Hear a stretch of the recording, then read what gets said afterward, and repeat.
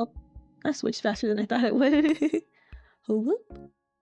Sure, my microphone's. I should always check if my microphone's on. I forget. Happens all the time. To turn the sound down some though, because I'm like talking quieter today in comparison to normal. So, but yeah, I'll say happy Monday, but today's Tuesday. Whoops. But yeah, happy Monday. Well, I already said it. Dang it. I mean Tuesday. I meant Tuesday. Dang it. I'm okay. Yeah, happy Tuesday. I feel like it's been forever since I didn't stream last week. But I'm starting to get more back into having schedules again. So I'll probably make another schedule soon-ish. I don't know yet. We'll see. There's a smudge on my monitor. Hold on. Okay. That's better. Yeah, I like things to be clean, so if they're not clean, it bothers me. There's a smudge, it's gonna distract me forever. Y'all. Yeah, we're gonna read some more Peter Pan.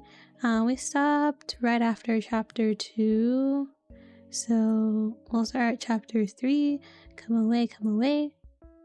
It was right after... I think it was right after Peter showed up, honestly. Hold on. It's been like, what, 2 weeks since we last read? Yeah, Peter Pan today, let's go.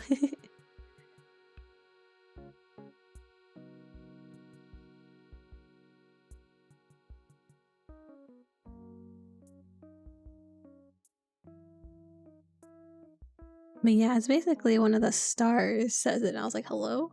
Oh, I forgot, the chat box is behind me right now. Oof. Let me put it over here. There it is. I forgot it's normally my just chatting scenes, but so it would typically be over there, but it's over here. Oops, my bad. Okay, should be okie dokes, I think. Yep.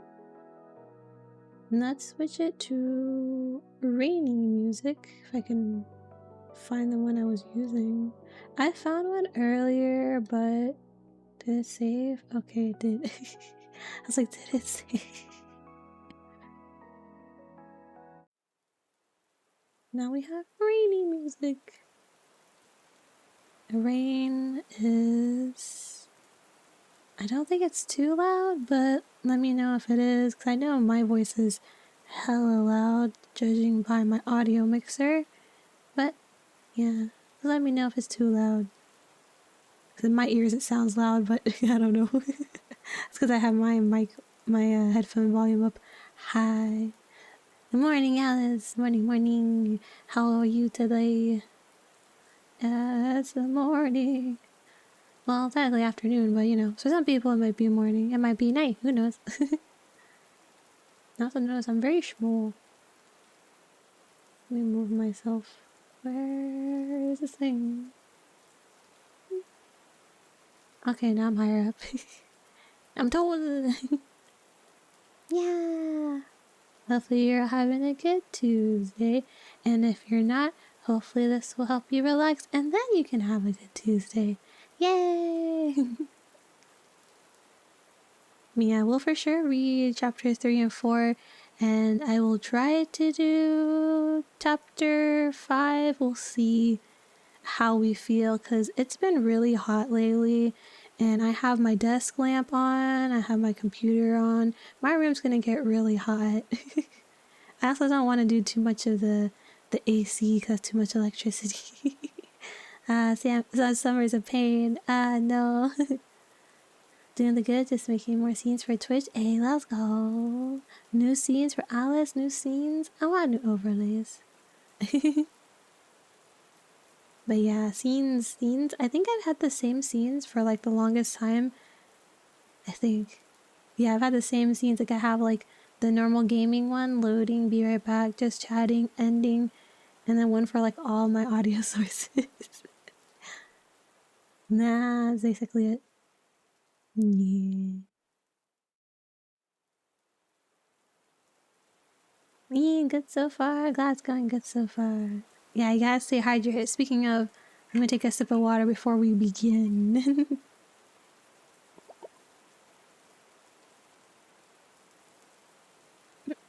Okay.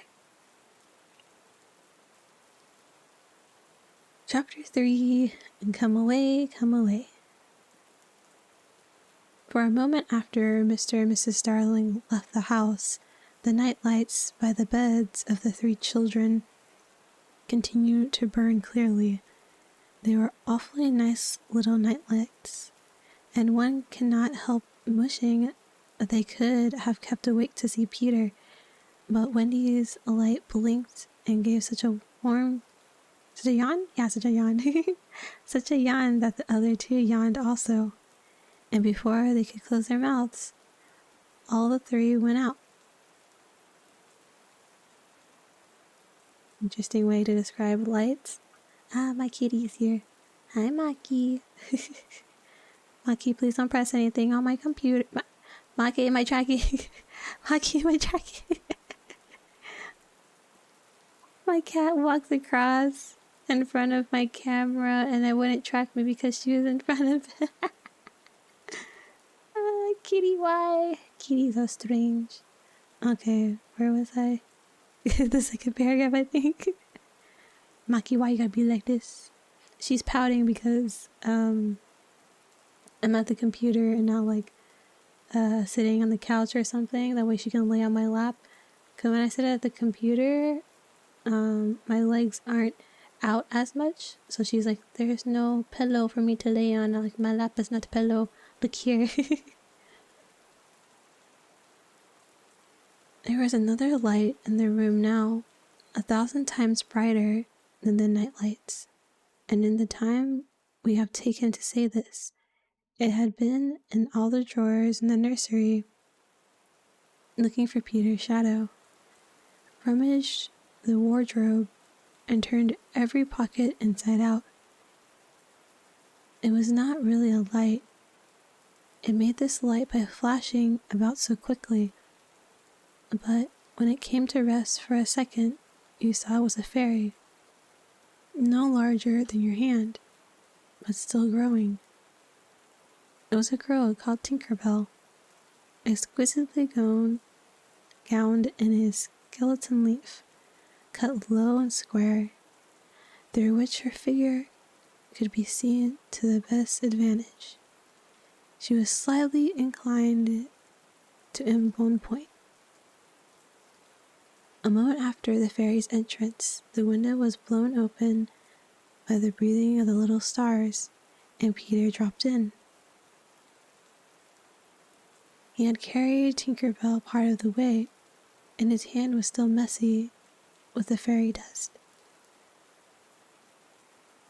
Tinkerbell, he called softly, after making sure the children were asleep.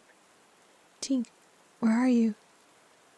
She was in a jug for the moment, and liking it extremely. She had never been in a jug before. Oh, do come out of the jug and tell me, do you know where they put my shadow? The loveliest tinkle as of golden bells answered him. It is the fairy language. You ordinary children can never hear it. But if you were to hear it, you would know that you had heard it once before. Tink said that the shadow was in the big box. She meant the chest of drawers, and Peter jumped at the drawers, scattering their contents to the floor with both hands, as kings toss habits to the crowd. In a moment, he had recovered his shadow, and in his delight, he forgot that he had shut Tinkerbell up in the drawer.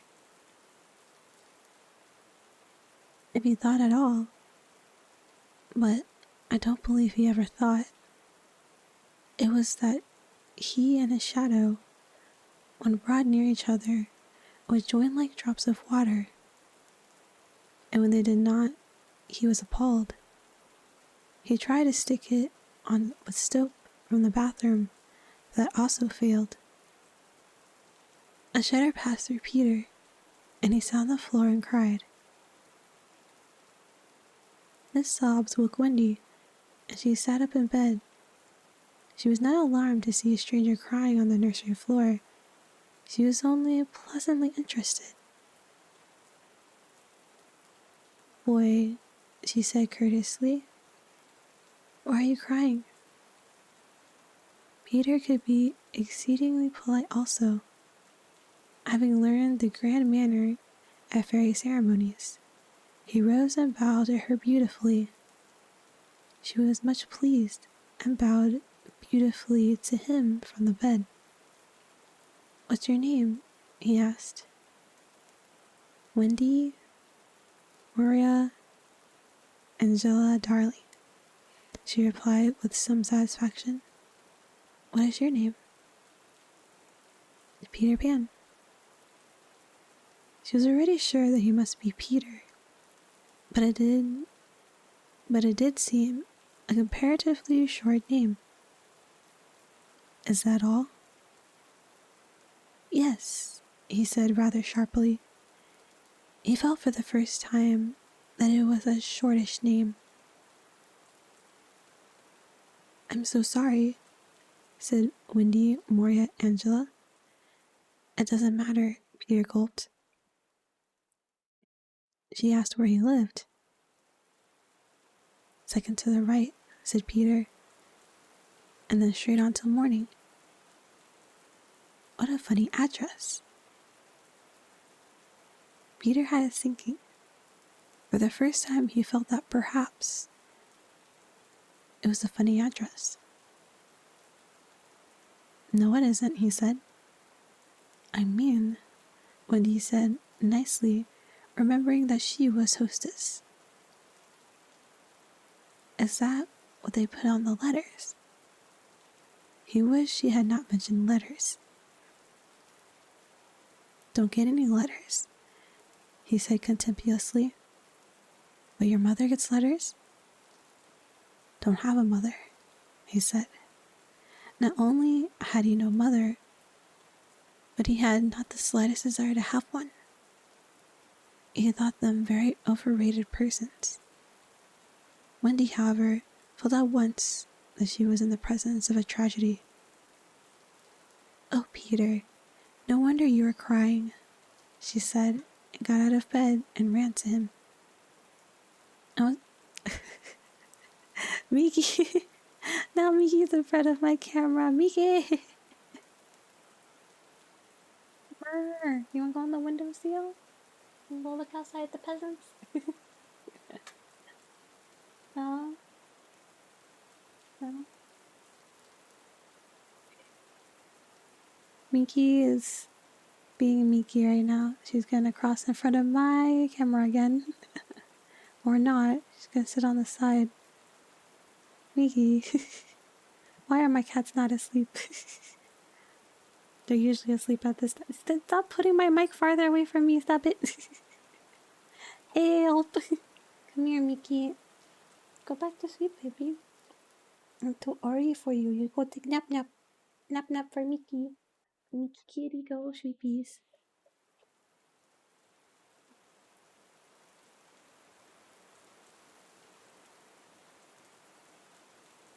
Okay. Ow. I had to bend on my armrest earlier. She came back. Help. Miki. I just want to do ASMR, please. Baby. Yeah. My cats are weird. Normally when I stream, they're asleep. That's why I'm like, why? Why are you awake now? Yes, hello, Miki. Yes, yes, yes. I see you. Meow, meow, meow. She's just like... She keeps rubbing against my mic and keeps pushing it further and further away. And I'm like, please, no. Miki. And she's crossing in front of me again. And she's gone.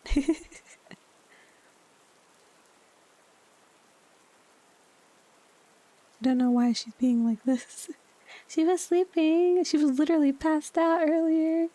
And I was like, okay.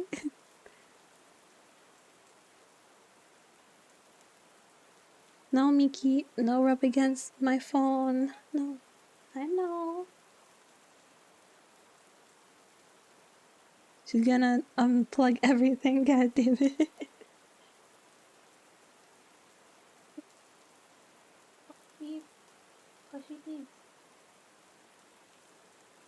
I think she wants to sleep in the spot that Maki's laying on the bed right now.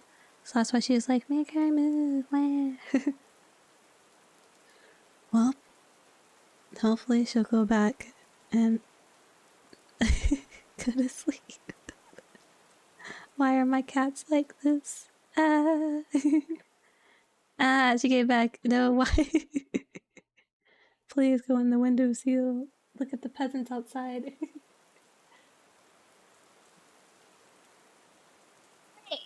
Hey. No.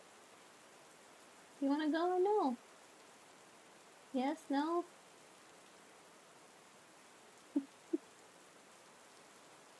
Miki does this kind of thing when she wants something. She does these little tiny bites on my arm. And I'm just like, why you do this? She's just like telling me she wants something. I'm like, what do you want? What do you want? Huh? I know you have water. I just gave you water before I set up stream.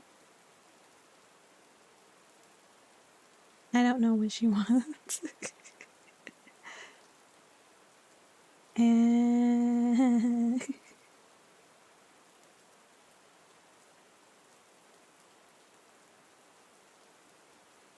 that's okay. Oh, nom nom nom. Pretty sure she's not hungry. She just wants attention. Because Miki is a really cuddly kitty. So if she wakes up and no one's around her when she wakes up, she goes running around going meow meow meow meow meow, which I'm assuming is what she did. And then she found me in here and was like, "Oh, you in here?" And I'm like, "Oh my god!" Because I was out in the living room earlier eating lunch, so she was like, "Okay, I go sleep." And then she probably woke up and I was like, "Where'd she go?" You can stay here if you sit on this side. She's sitting on my other side now. If you sit here, you'll be fine. You stay here? Yeah? Stay on this side. I'll go the other side. And she's licking my arm. Thanks. You want ack? She's kind of just flopped on my corner of my desk.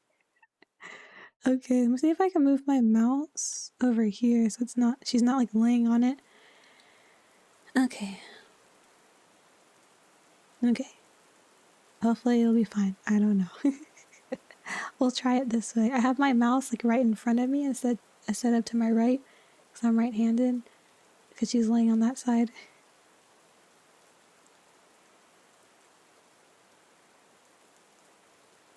She's pawing at my stickers that are on my computer. The Eevee and Junko stickers I have on my computer. She's just a little weird.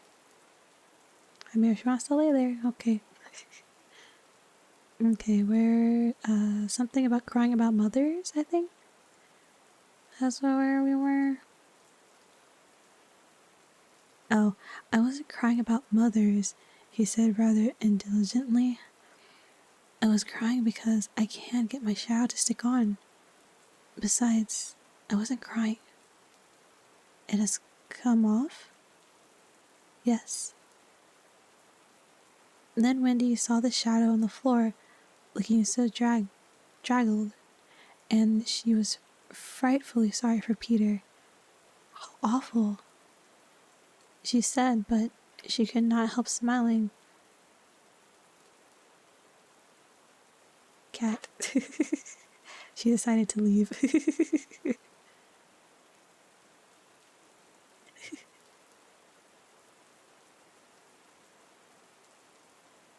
She could not help smiling when she saw that he had been trying to stick it on with soap.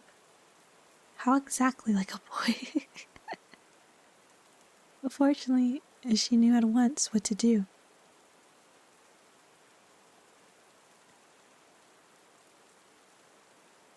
She finally gave up.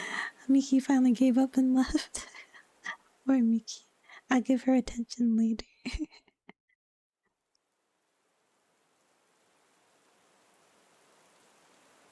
I shall sew it on for you, my little man, she said, though he was tall as herself, as she got out her housewife and sewed the shadow onto Peter's foot. I dare say it will hurt a little, she warned. I shan't cry, said Peter, who was already of the opinion that he had never cried in his life, and he clenched his teeth and did not cry. And soon his shadow was behaving properly, though still a little creased. Perhaps I should have ironed it, Wendy said thoughtfully, but Peter, boy-like, was indifferent to appearances. He was now jumping about in the wildest glee. Alas, he had already forgotten that he owed his bliss to Wendy. He thought he had attached the shadow himself. How clever I am, he crowed. Oh, the cleverness of me. It is humiliating to have to confess that this conceit of Peter was one of his most fascinating qualities. To put it with brutal frankness, there never was a cockier boy. For the moment, Wendy was shocked. You can't see, she exclaimed with frightful sarcasm. Of course I did nothing. You did a little, Peter said carelessly, and continued to dance. A little, she replied. If I am no use, I can at least withdraw. And she sprang in the most dignified way into bed and covered her face with the blankets.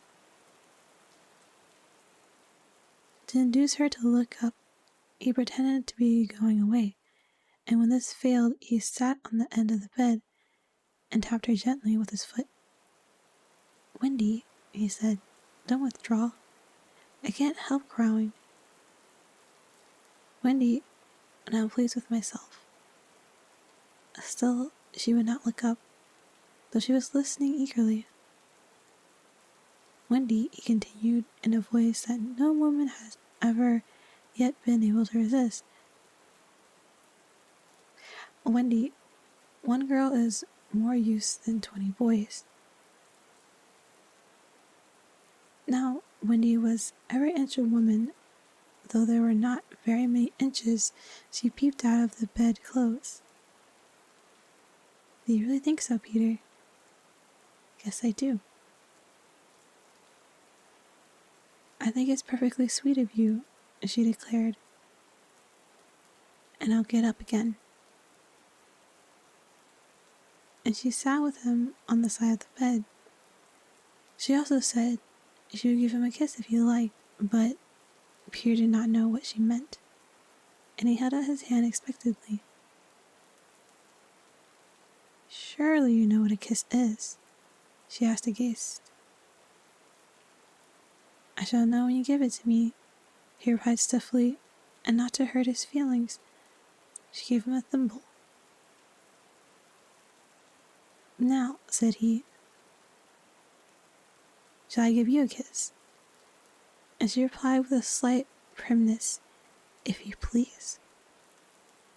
She made herself rather cheap by inclining her face toward him, but he merely dropped an acorn button into her hand. So she slowly returned her face to where it had been before, and said nicely that she would wear his kiss on the chain around her neck. It was lucky that she put it on that chain, for it was afterwards to save her life.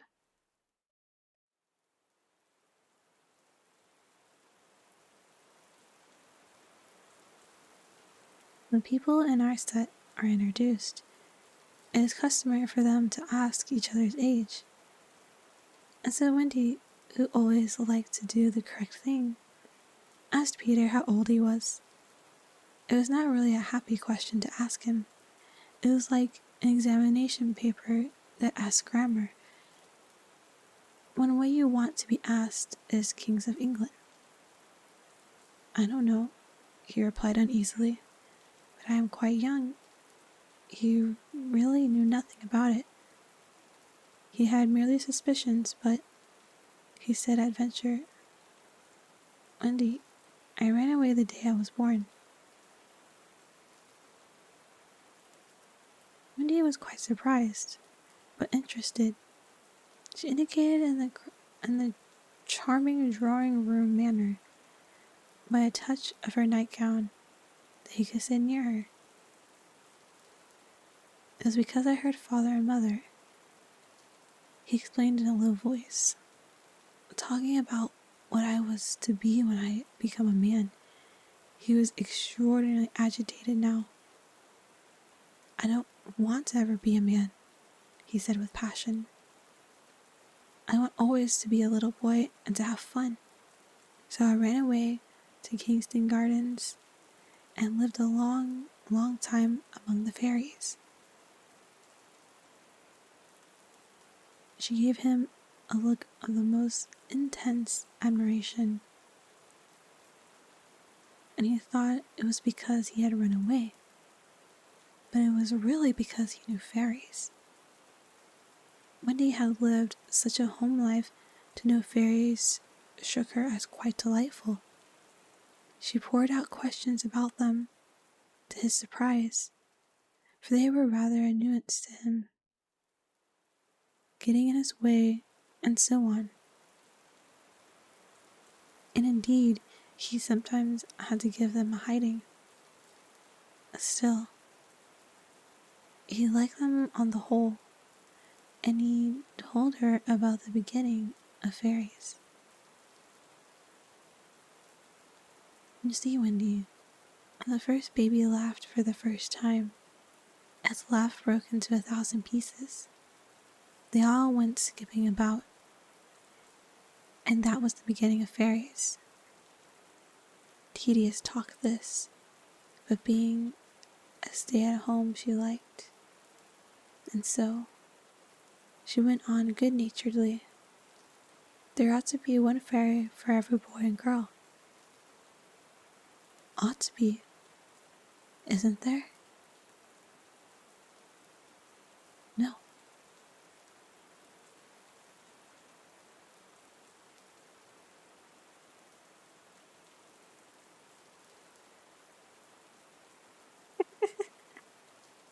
I was wondering what this noise was behind me, and it's Miki trying to get into the window sill from the other side.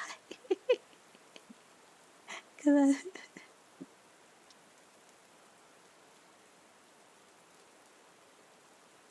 I don't know. I think she got in. Oh, she left. She's pouting because she couldn't get in. Hi, Sheehan. Now you're a nerd. Are you gonna say what a nerd and then go ooh woo at me? How dare? Hopefully you've been doing well. Things are going okie dokies.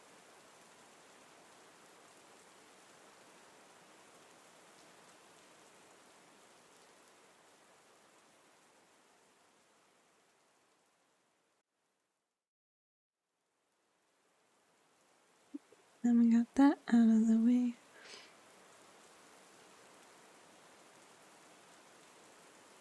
Mickey went somewhere else, I guess. Because I can hear her, but I don't see her. Why are my cats so weird? Teehee. Teehee. Reading Peter Pan today. Wait. I'm still on chapter 3, because my cat decided to get in my way. First it was Maki, and now it's Miki.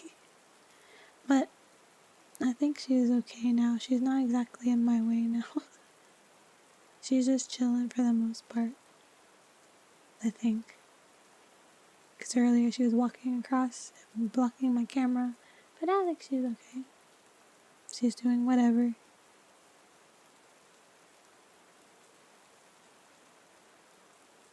Nah. Ah, I found it. I was like, where were we? I found it. No. You see, children know such a lot now. They soon don't believe in fairies, and every time a child says, I don't believe in fairies, there's a fairy somewhere that falls down dead. Really? He thought they had now talked enough about fairies, and it struck him that Tinkerbell was keeping very quiet. I can't think where she has gone to, he said, rising, and he called Tink by name. Wendy's heart went flutter with a sudden thrill. Peter, she cried, clutching him, you don't mean to tell me that there's a fairy in this room? She was here just now, he said a little impatiently. You don't hear her, do you? And they both listened. The only sound I hear, said Wendy, is like a tinkle of bells. Well, that's Tink. That's the fairy language. I think I hear it too. The sound came from the chest of drawers, and Peter made a merry face. No one could ever look quite as so merry as Peter, and the loveliest of girls was his laugh. He had his first laugh still. Wendy, he whispered gleefully, I do believe I shudder. I shudder in the drawer. Poor Tink. He let poor Tink out of the drawer, and she flew out of the nursery screaming with fury. You shouldn't say such things, Peter retorted. Of course I'm very sorry, but how could I know you were in the drawer? Wendy was not listening to him. Oh, Peter, she cried. If she would only stand still and let me see her. They hardly ever stand still, he said, but for one moment, Wendy saw the romantic figure come to rest on the clock. Oh, the lovely! She cried, though Tink's face was still distorted with passion. Tink, said Peter admirably. This lady says she wishes you were her fairy. Tinkerbell answered insolently. What did she say, Peter? He had to translate. She is not very polite. She says you are a great ugly girl and that she is my fairy. You try to argue with Tink. You know, you can't be my fairy, Tink, because I am a gentleman and you're a lady. To this Tink replied in these words, You silly ass, and disappeared into the bathroom. She is quite a common fairy, Peter explained. She is called Tinkerbell because she mends the pots and kettles. Damn, this chapter is long as hell. I was like, what are those? Thanks, Clever. Yeah. Thank you. Yeah. Poor Tinkerbell, though. Gets stuck in chests of drawers, and I'm like, no. I'm trying to correlate what I know about Peter Pan versus this book, because it's the original story, so it's slightly different from like movie versions and stuff, movie cartoon versions. Yeah, poor Tink.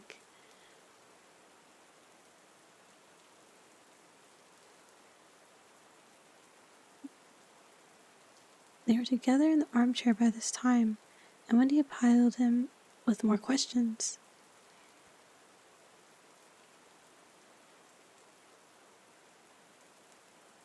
If you don't live in Kingston Gardens now, sometimes I do still. Where do you live mostly now? With the lost boys. Who are they? They are the children who fall out of their perambulator's, and the nurse is looking the other way. If they are not claimed in 7 days, they are sent far away to the Netherland to defray expenses. I'm captain. What fun it must be. Yes, said Cutting Peter, but we are rather lonely. You see, we have no female companionship. Are none of the others girls? Oh no. Girls, are much too clever to fall out of their prams.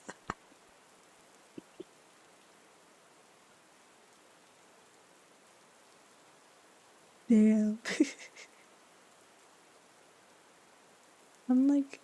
I'm trying really hard not to laugh at some parts because I'm just like, oh my god, I can't believe they put this stuff in here.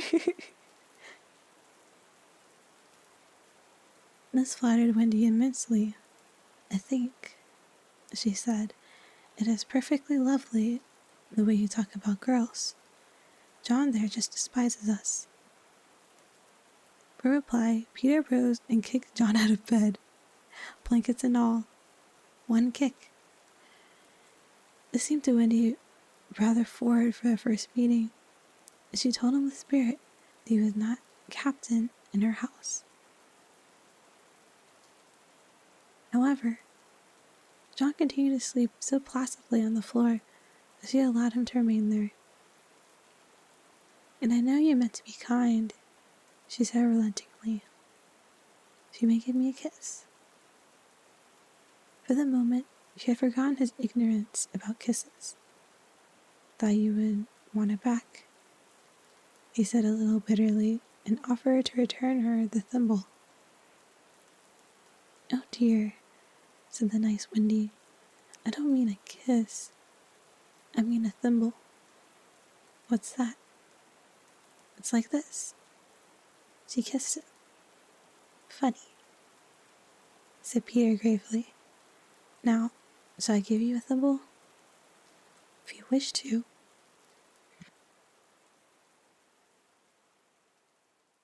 If you wish to, said Wendy, keeping her head up this time. Peter thimbled her, and almost immediately she screeched. What is it, Wendy? It was exactly as if someone were pulling my hair. That must have been Tink. Never knew her so naughty before. And indeed, Tink was darting about again, using offensive language. She says she will do that to you, Wendy, every time I give you a thimble. But why? Why, Tink? Again, Tink replied, You silly ass.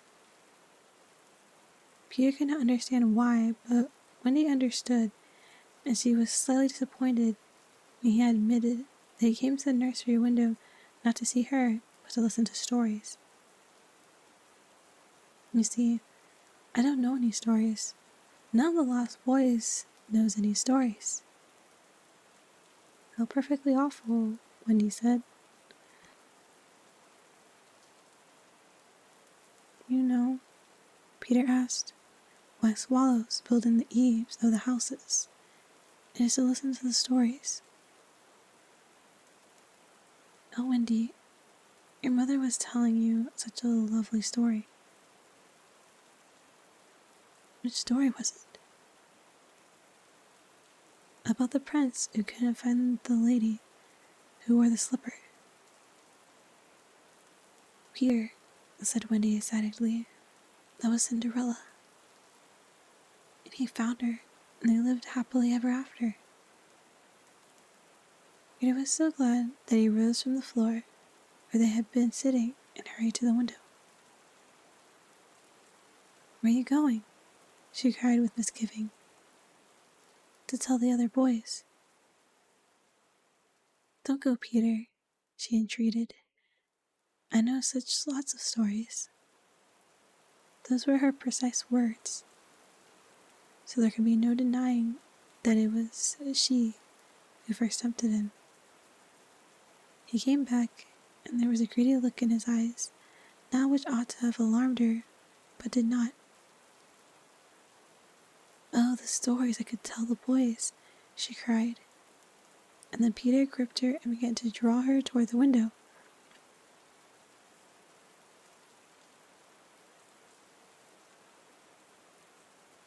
Let me go, she ordered him.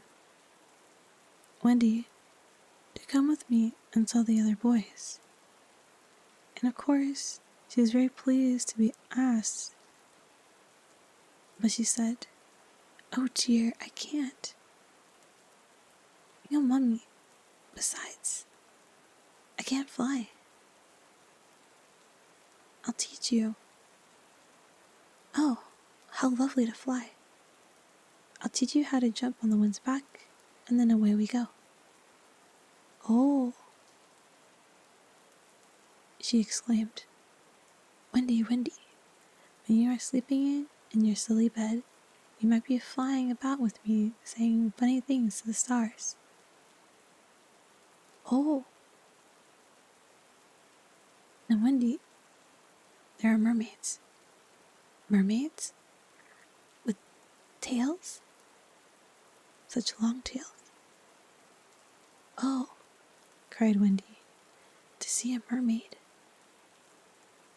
He had become frightfully cunning. Wendy, he said, how we should all respect you. She was wriggling her body in distress. It was quite as if she were trying to remain on the nursery floor, but he had no pity for her. Wendy, he said, the sly one, could tuck us in all at night. Ooh. None of us has ever been tucked in at night. And her arms went out to him. And you could darn our clothes and make pockets for us. None of us has any pockets. How could she resist? Of course, it's awfully fascinating, she cried. Peter, would you teach John and Michael to fly too? If you'd like. He said it differently, and she ran to John and Michael and shook them. Wake up, she cried.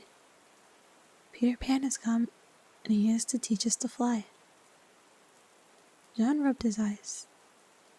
Then I shall get up, he said. Of course, he was already on the floor. Hello, he said. I am up. Michael was up by this time also, looking as sharp as a knife, with 6 blades and a saw. But Peter suddenly signed silence. Their faces assumed the awful craftiness of children listening for sounds from the grown-up world. All was as still as salt. Then everything was right. No stop. Everything was wrong.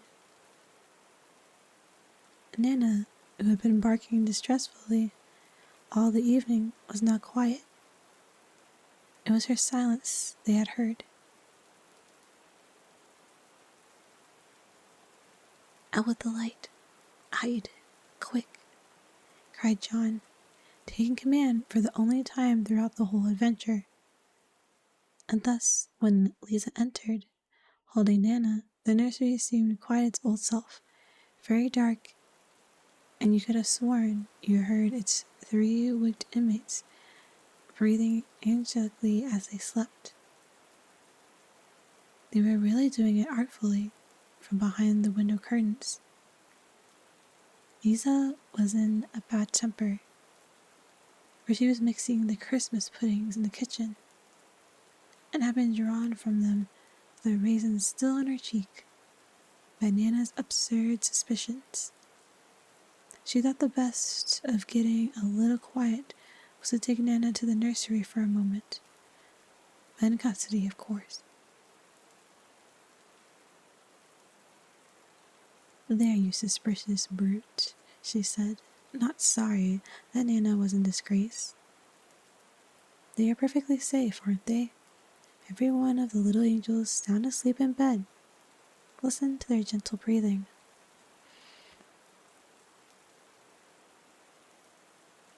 Here, Michael, encouraged by his success, breathed so loudly that they were nearly detected. Nana knew that kind of breathing, and she tried to drag herself out of Lisa's clutches. But Lisa was tense. "No more of it, Nana," she said sternly, pulling her out of the room. "I warn you, if you bark again, I shall go straight for Master and Mrs. and bring them home from the party. And then, oh, will Master whip you just." She tied the unhappy dog up again. But do you think Nana ceased to bark? "Bring Master and Mrs. home from the party." Why, that was just what she wanted. Do you think she cared whether she was whipped so long as her charges were safe? Unfortunately, Lisa returned to her puddings, and Nana, seeing that no help would come, strained and strained at the chain, till at last she broke it. In another moment, she had burst into the dining room of 27 and flung up her paws to heaven, her most expressive way of making a communication. Mr. and Mrs. Darling knew at once that something terrible was happening in their nursery, and without a goodbye to their hostess, they rushed into the street. But it was now 10 minutes since 3 scoundrels had been breathing behind the curtains, and Peter can do a great deal in 10 minutes. We now return to the nursery.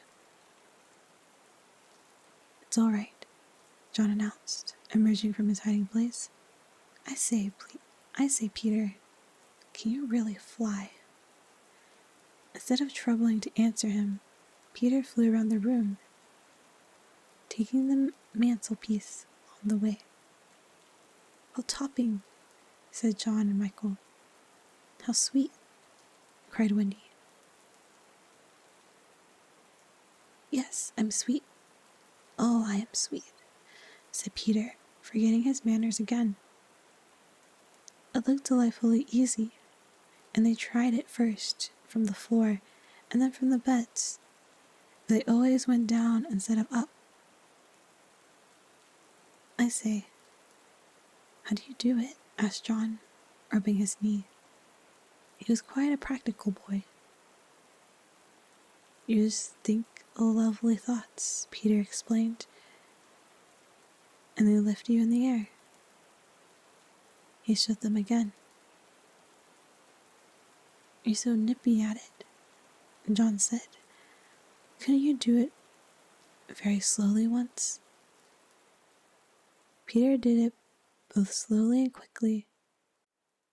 "I've got it now, Wendy," cried John. But soon he found he did not. Not one of them could fly an inch, though even Michael was in words of 2 syllables, and Peter did not know A from Z. Of course, Peter had been trifling with them, for no one can fly unless the fairy dust has been blown on him. Fortunately, as we have mentioned, one of his hands was messy with it. He blew some on each of them, the most superb results. "Now, just wiggle your shoulders this way," he said, "and let go." They were all on their beds, and gallant Michael let go first. Did not quite mean to let go, but he did it, and immediately he was borne across the room. "I flew," he screamed while still in midair. John let go, and met Wendy near the bathroom.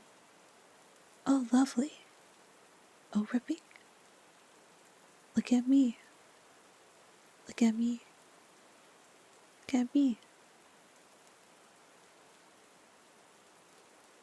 And they were not nearly so elegant as Peter. They could not help kicking a little, but their heads were bobbing against the ceiling, and there is almost nothing so delicious as that. Peter gave Wendy a hand at first, but had to resist. Teak was so indignant. Up and down they went, and round and round. Heavenly was Wendy's word. I say, cried John, why don't we all go out? Of course, it was to this that Peter had been luring them. Michael was ready.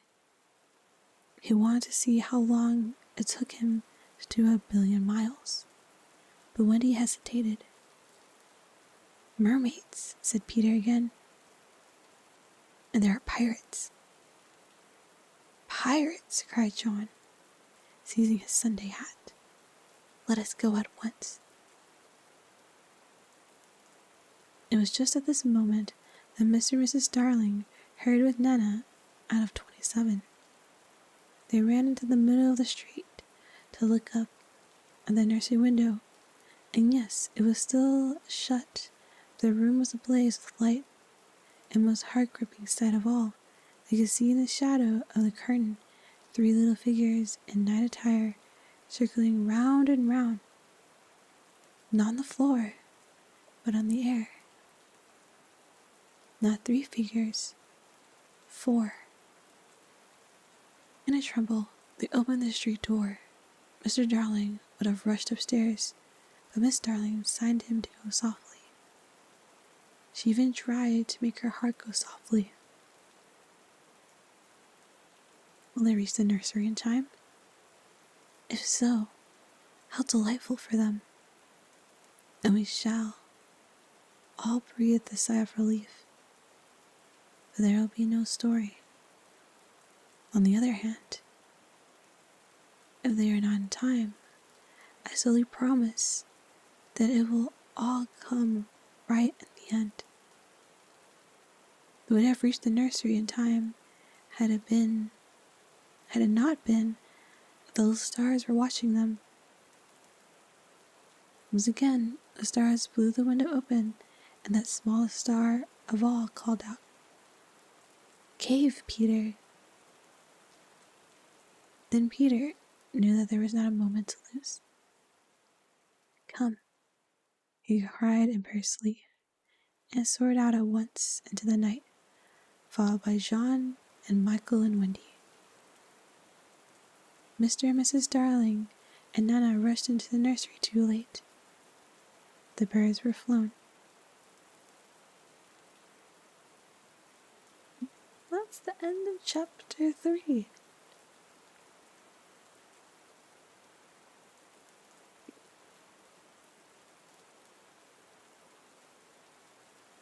These chapters are so long. I think if I ever read this book like as a kid, I'd be like, man, these chapters are long. Like, oh my god. I don't know what the remade versions are like though, because this is the original text. Yeah, happy end of chapter 3. Let's go. Yeah, we did it, Alice. Let's go.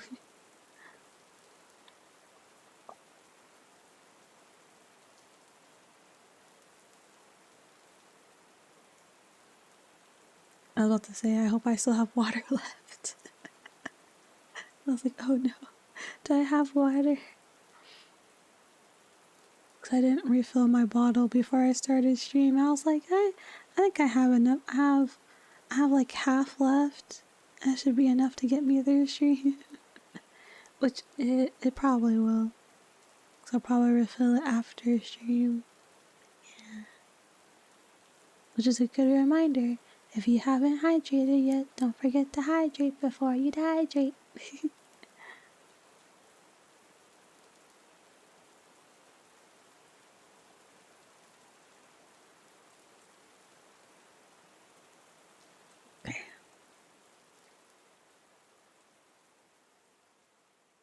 I think I had enough water.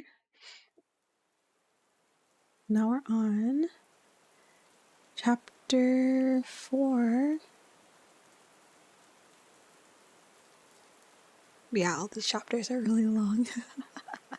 I looked through chapter 4 and I was like, yep, that's gonna be long.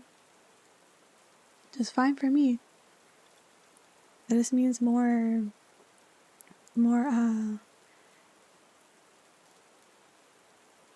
Peter Pan reading streams.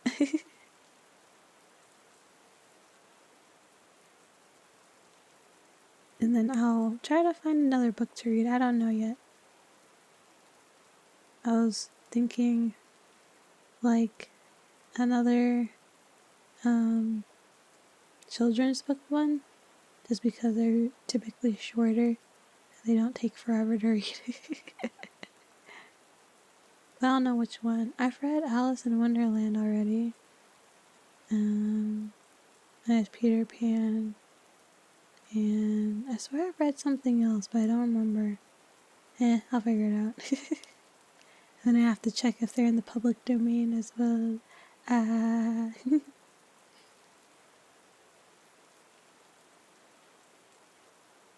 Yeah, chapter 4. The flight is what it's called. Ooh, we're going flying like we airplane. A second to the right, straight on till morning. That, Peter had told Wendy, was the way to the Neverland.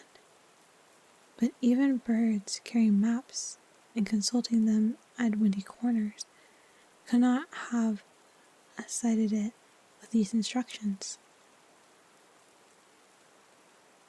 Peter, you see, just said anything that came into his head.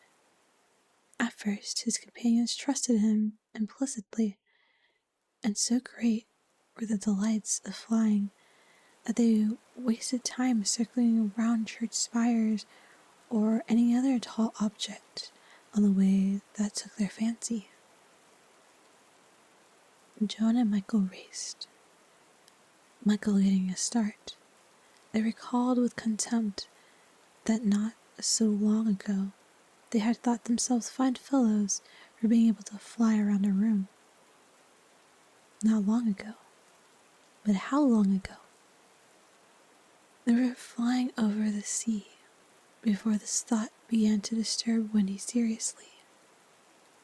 John thought it was their second sea and their third night.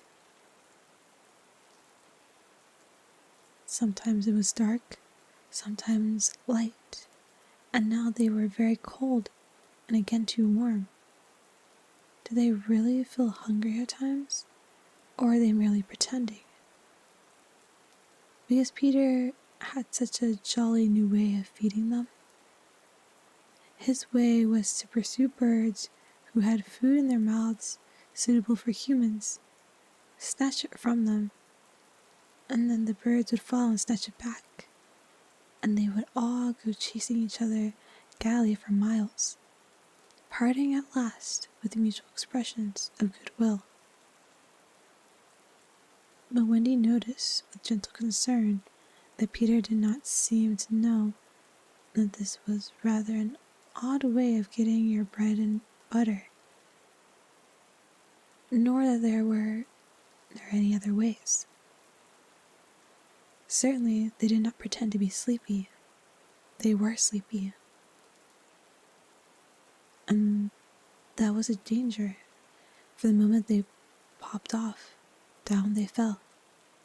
The awful thing was that Peter thought it was funny. There he goes again, he would cry gleefully as Michael suddenly dropped like a stone. Save him. Save him, cried Wendy, looking with horror at the cruel sea far below. Eventually, Peter would dive through the air and catch Michael just before he would strike the sea. And it was lovely the way he did it, but he always waited till the last moment, and you felt it was his cleverness that interested him, and not the saving of a human life. Also, he was fond of variety, and the sport that engrossed him one moment would suddenly cease to engage him. So there was always the possibility that the next time you fell, he would let you go. He would sleep in the air without falling, by merely lying on his back and floating. But this was, partly at least, because he was so light that if you got behind him and blew, he went faster. Do be more polite to him, Wendy whispered to John.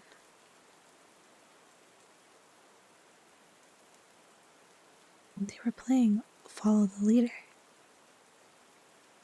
And tell him to stop showing off, said John.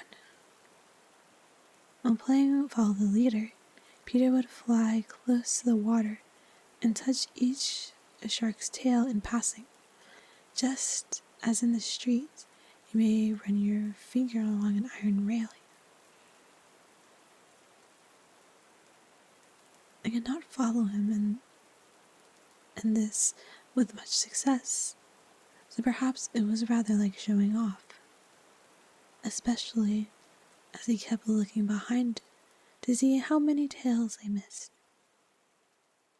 You must be nice to him, when he impressed on her brothers.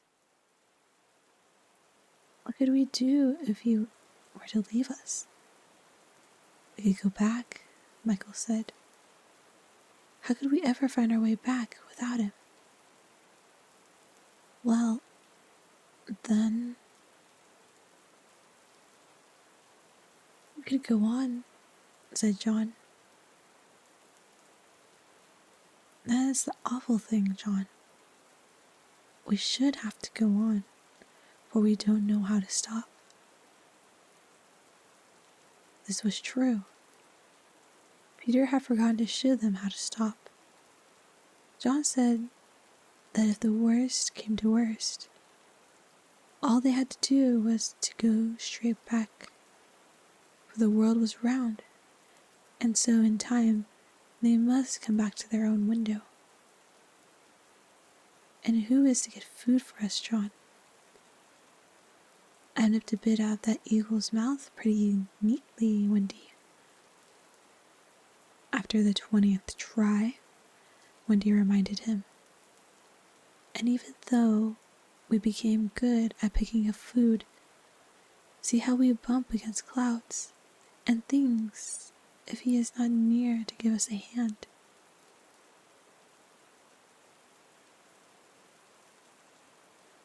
Indeed, they were constantly bumping.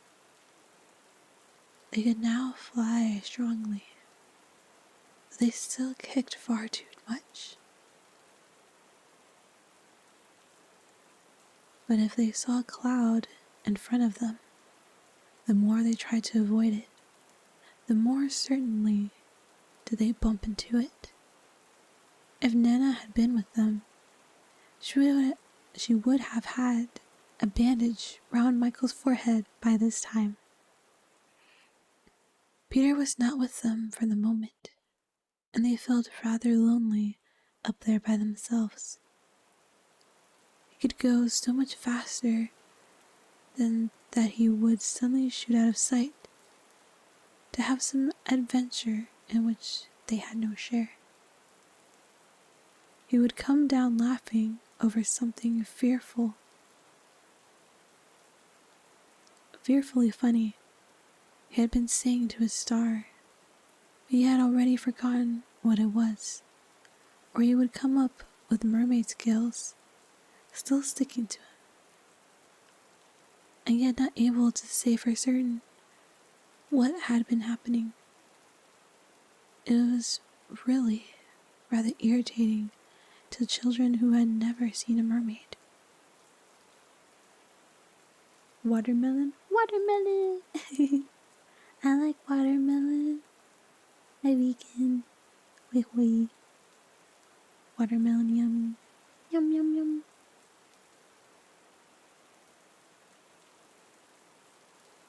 And if he forgets them so quickly, Wendy argued, how can we expect that he will go on remembering us? Indeed, sometimes, when he returned, he did not remember them, at least not well. Wendy was sure of it. She saw recognition come into his eyes as he was about to pass them, the time of day, and go on. Once even, she had to call him by name. And Wendy, she said agitedly. He was very sorry. I say, Wendy, he whispered to her. Always, if you see me forgetting you, just keep on saying I'm Wendy, and then I'll remember. Of course, this was rather unsatisfactory. However, to make amends, he showed them how to lie out flat on a strong wind that was going their way. And this was such a pleasant change that they tried it several times and found that they could sleep thus with security. Indeed, they would have slept longer, but Peter tired quickly of sleeping, and soon he would cry in his captain voice, "Get off here." So with occasional tiffs, but on the whole rock-licking, they drew near the Neverland, for after many moons, they did reach it. And, what is more, they had been going pretty straight all the time, not perhaps so much owing to the guidance of Peter or Tink, as because the island was looking at them. It is only thus that any one might sight those magical shores. There it is, said Peter calmly. Where? Where? Where all the arrows are pointing. Indeed, 1,000,000 golden arrows were pointing it out to the children, all directed by their friend the sun, who wanted them to be sure of their way before leaving them for the night. Wendy and John and Michael stood on tiptoe in the air to get their first sight of the island. Strange to say, they all recognized it at once, and until fear fell upon them, they hailed it, not as something long dreamt of and seen at last, but as a familiar friend to whom they were returning home for the holidays. John, there's the lagoon. Wendy, look at the turtles burying their eggs in the sand. I say, John, I see your flamingo with a broken leg. Look, Michael, there's your cave. John, what's that in the brushwood? It's a whoop with her whelps. Wendy, I do believe that's your little whelp. There's my boat, John, with her sides stove in. No, it isn't. Why, we burned your boat. That's her at any rate. I say, John, I see the smoke of the redskin camp. Where? Show me, and I'll tell you by the way the smoke curls, whether they are on the warpath.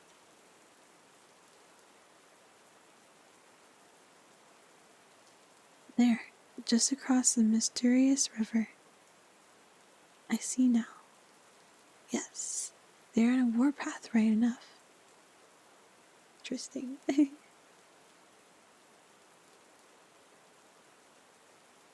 never read or watched Peter Pan, and now I'm listening to like, what, chapter 4? That's fair. I mean, to be fair, from what I've read and the movie I watched, they're distinctly different. Like, their cores are there, but they're very different. I also watched I forget what version of the movie it was, but it was probably like a year or two that it came out. And I was like, oh.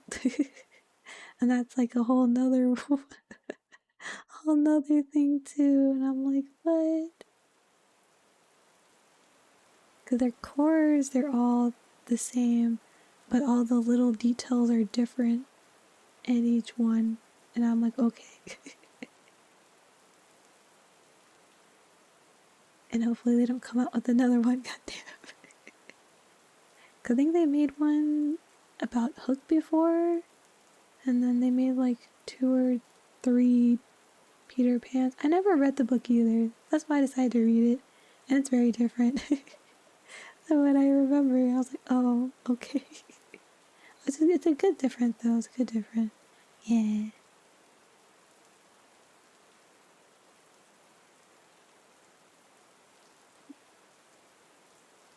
Now to figure out where I was.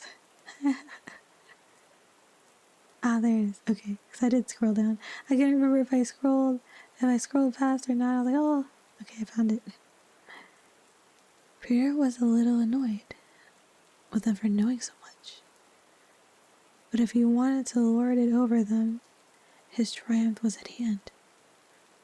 For have I not told you that anon fear fell upon them? It came as the arrows went, leaving the island in gloom. In the old days at home, the Neverland had always begun to look a little dark and threatening by bedtime. And then unexplored patches arose in it and spread. Black shadows moved about it. The roar of the beasts of prey was quite different now, and above all, you lost the certainty that you would win. You were quite glad that the night lights were on.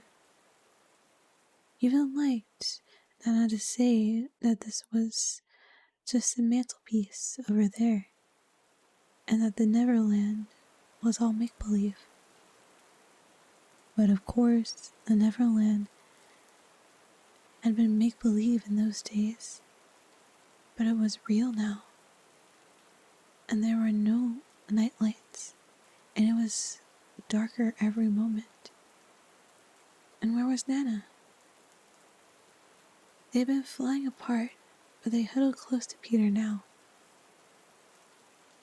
His careless manner had gone at last. His eyes were sparkling, and a tinkle went through them every time they touched his body. They were now over the fearsome island, flying so low that sometimes a tree grazed their feet.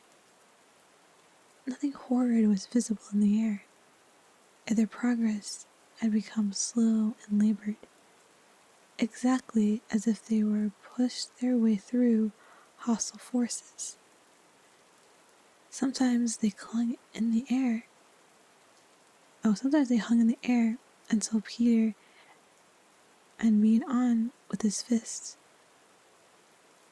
They don't want us to land, he explained. Who are they? Winnie whispered, shuddering. But he could not, or would not, say. Tinkerbell had been asleep on his shoulder, but now he awakened her and sent her on in front. Sometimes he poised himself in the air, listening intently with his aunt's ear, and again he would stare down with eyes so bright that they seemed to bore 2 holes to earth. Having done these things, he went on again. His courage was almost appalling. "Would you like an adventure now?" he said casually to John. "Or would you like to have your first tea?" When he said tea first quickly, and Michael pressed her hand in gratitude, but the braver John hesitated. "What kind of adventure?" he asked cautiously. "There's a pirate asleep in the pampas just beneath us," Peter told him.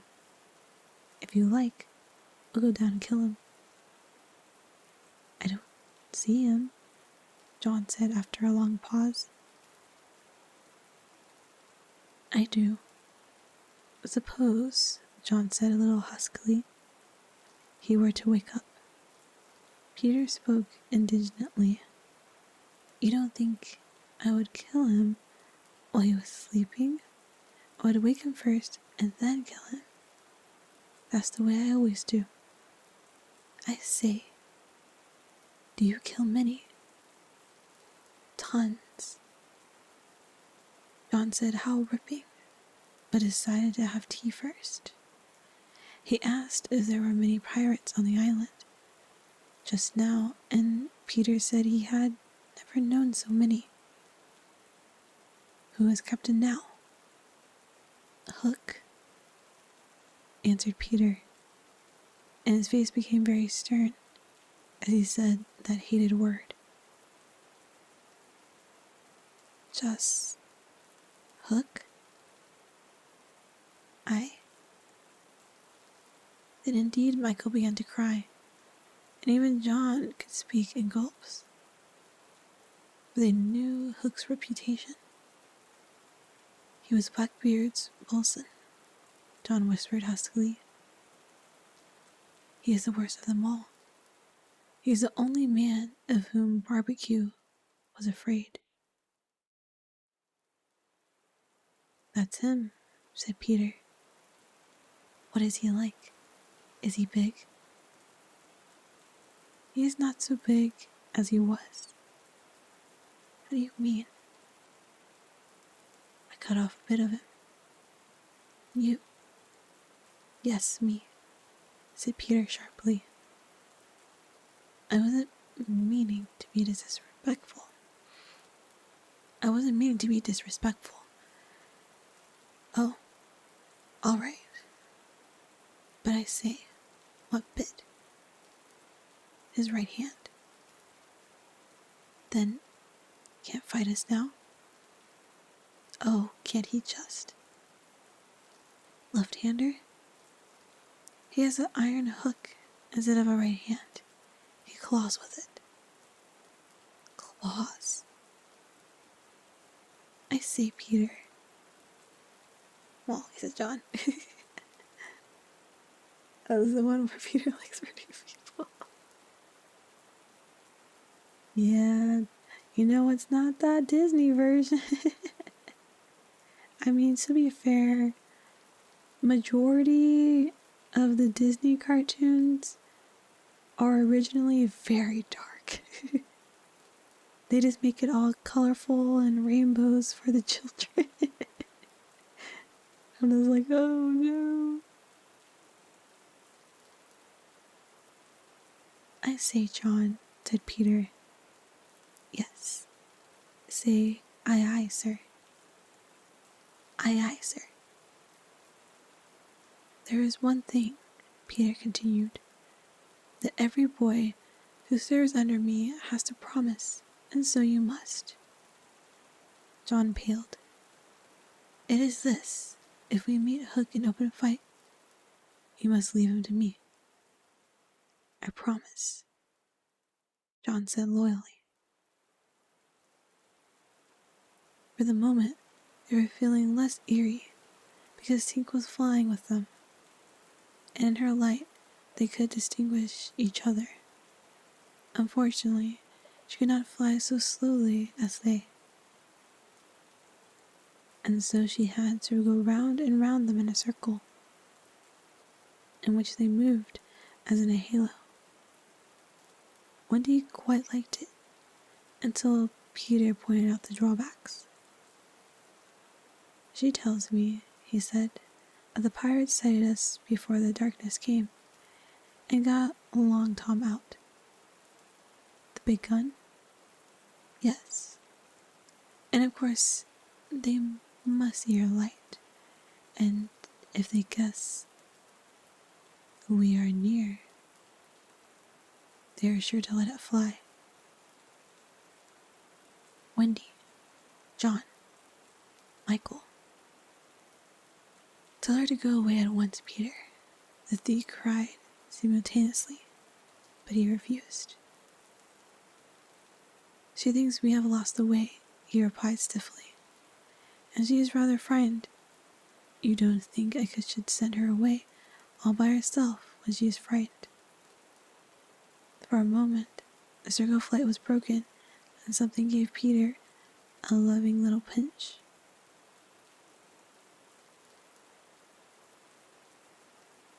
"Well, do be loud out there as fuck." I forgot that this is why. I was like, why do I normally stream on Fridays? If I do stream, I'm like, oh yeah, because they cut the grass outside. Usually it doesn't pick up on my mic. It's just distracting for me. I was like, oh, okay. I was like, oh, okay. Yes, go away, grass cutter. Go away. I will not touch said grass. I refuse. As it showed up on your recommendation, it was probably ASMR stuff.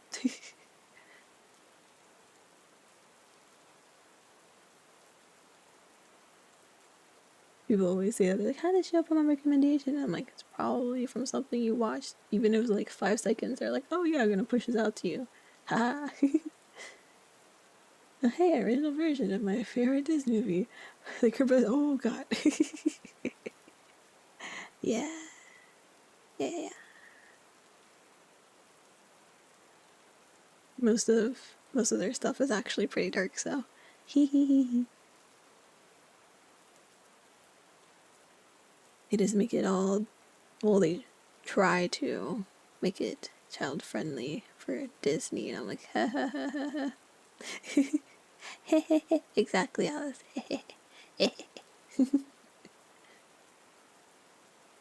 And then we're just sitting there like, we know the real one. Though I never read this one. I just knew it was dark. I just didn't know that Peter was like, oh, pokey pokey. And I'm like, oh, okay. I'm not surprised anymore, honestly.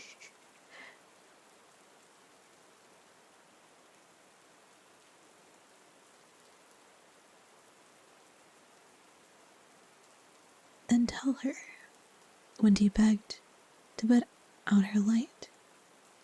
She can't put it out. That is about the only thing fairies can't do. It just goes out of itself when she falls asleep, same as the stars. Then tell her to sleep at once, John almost ordered. She can't sleep except when she's sleepy. It is the only other thing fairies can't do. Seems to me, growled John, these are the only 2 things worth doing. Here he got a pinch, but not a loving one. Lol. I was like, if only one of us had a pocket, Peter said, could carry her in it. However, they had set off in such a hurry that there was not a pocket between the 4 of them. He had a happy idea. John's hat. Tig agreed to travel by hat if it was carried in hand. John carried it, though she had hoped to be carried by Peter. Presently, Wendy took the hat, because John said it struck against his knee as he flew. And this, as we shall see, led to mischief. for Tinkerbell hated to be under an obligation to Wendy. In the black topper, the light was completely hidden, and they flew on in silence. It was the stillest silence they had ever known, and broken once by a distant lapping, which Peter explained was the wild beast drinking at the fort, and again by a rasping sound, and that might have been the branches of trees rubbing together. But he said it was the redskins sharpening their knives.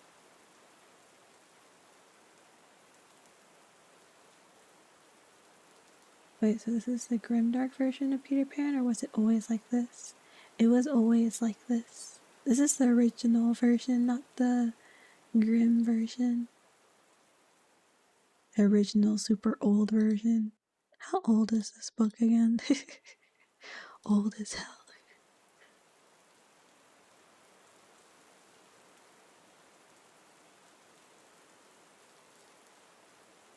But yeah, this is from the original 1911 version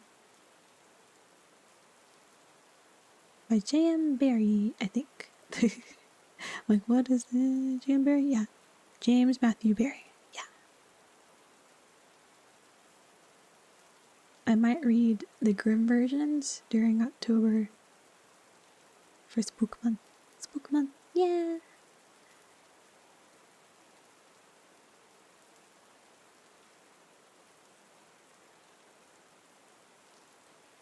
Even these noises ceased. To Michael, the loneliness was dreadful. If only something would make a sound, he cried. As if in answer to his request, the air was rent by the most tremendous crash he had ever heard. The pirates had fired a long tom at them. The roar of it echoed through the mountains, and the echoes seemed to cry savagely, "Where are they? Where are they?"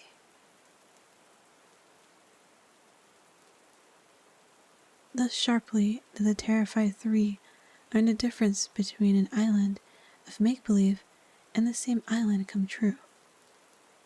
When at last the heavens were steadily again, John and Michael found themselves alone in the darkness.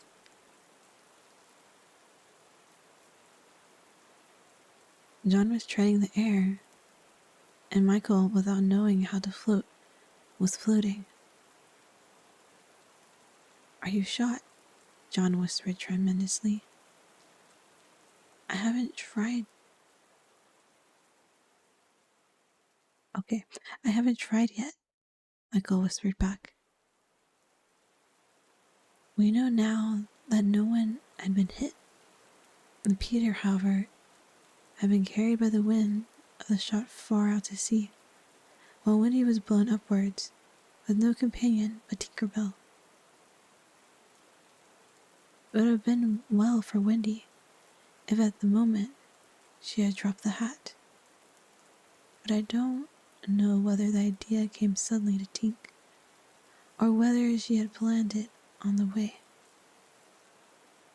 But she at once popped out of the hat and began to lure Wendy to her destruction.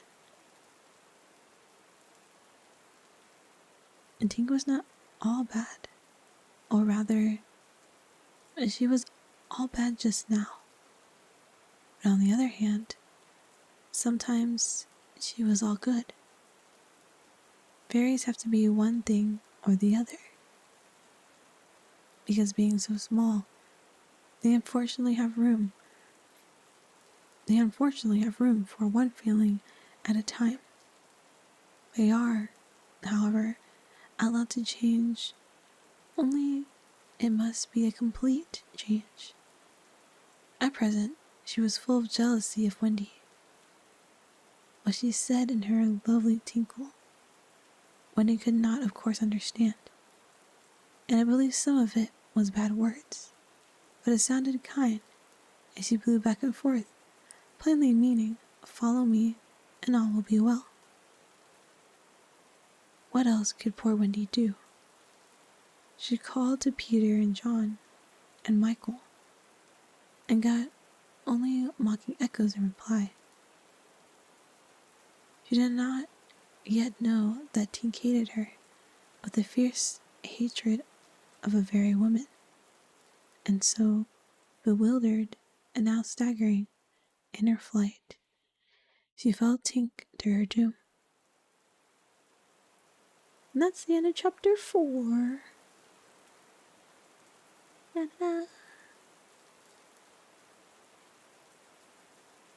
Chapter 4 complete.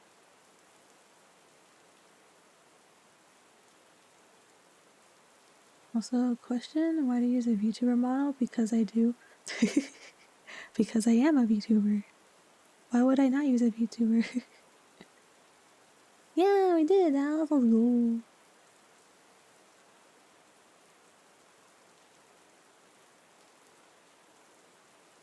So I'm going to assume this is another European tale, which I already know are dark as fuck, so I guess I'm a little surprised.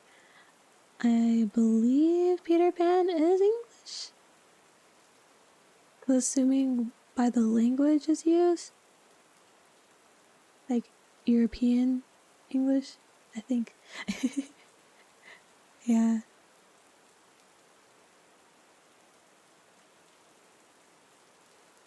Probably will. Yeah, sure. And then it's like, then things happen, you're like, oh, damn. Best way. Easiest reading VTuber. Yeah. VTuber.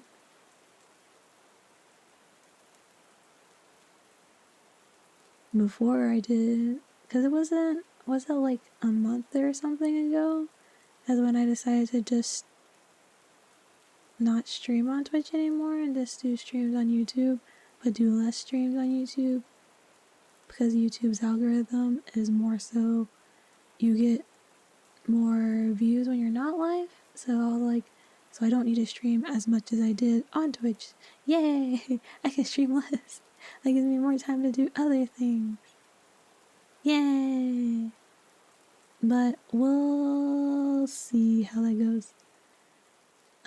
Cause a V-stream is finally opening its doors to everyone, so we'll see. Probably stream there. And let's go back to normal, making normal content here, like normal. And I was like, yeah, let's go. Oh, I'll go.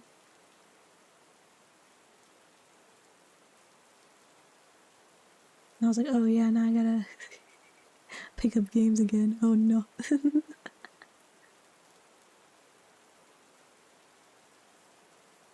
But yeah, I like reading. Reading is nice. Nice and relaxing. It's hard to like read it like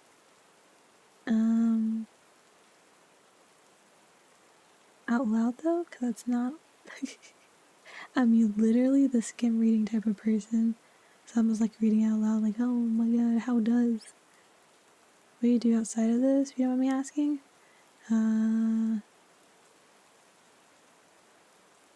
Nothing. Nothing at all.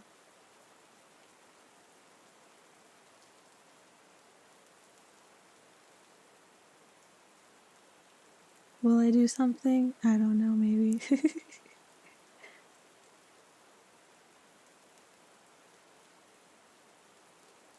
Things are everywhere. I hear that. Yeah, I was like, yeah, I don't know. Alice. You know, one time I think it was like yesterday or something, when I made a Twitter post and I was like, so I don't really know what I'm doing with my life. I kind of know I'm doing content creator, guys, because I like ASMR stuff, so that's why I'm doing it. But when it comes to IRL stuff, I don't know. One of my friends told me to touch grass, and I was like, look here, I'm a VTuber. What is grass? I was like, what's grass? I don't know what that is. And then they prompted to show me this little, like where you can like rest your hand on them when you use your mouse, right? And it's grass. And I was like, wow. I was like, look here. Do you want? I was like, oh my god. I'm like, okay, that's how you touch grass. No, to be fair, I did go and do a bunch of things last weekend. It was such a pain. I was like, no, God.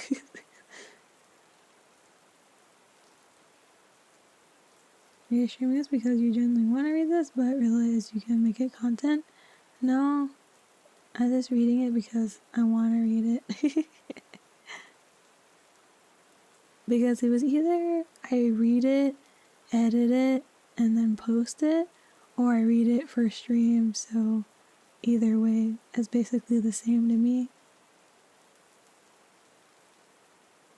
But streaming makes it easier so I don't have to edit it. So I kind of changed it around, because if you look at my old playlist, I used to post videos of different reading material. I think the last full one I did was Alice in Wonderland. I think it was Alice in Wonderland. And I was going to do something like that again, but then I decided to move to YouTube streaming instead of Twitch streaming. So I was like, I was like, what if I make this streaming content and then my other ASMR roleplays, I'll make those edited and uploaded content instead. So I did it that way. I was like, yeah.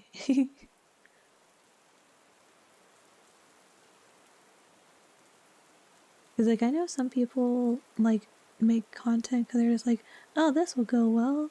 I'll get lots of views or whatever from it. For me, I don't even think it that way. I do it as something I like to do. If I like to do it, then I will do it. I'm the type that gets bored easily, so if I don't like it, I'm not gonna do it at all. Like you'll see, people will like be like, "Oh, hey, can you do this?" And I'm like, "No." I'm like, "No, I don't want." Was a book of interest to you, or was it requested? Um, it is interest to me. No one requests anything from me besides things that I don't like.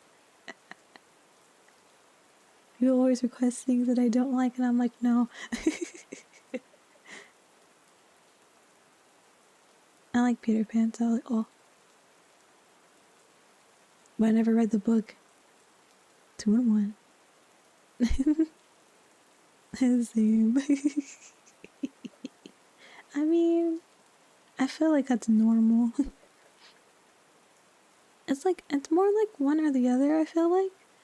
A lot of content creators will do content that they like, but then their viewers will also like, or they'll make content on things that they dislike.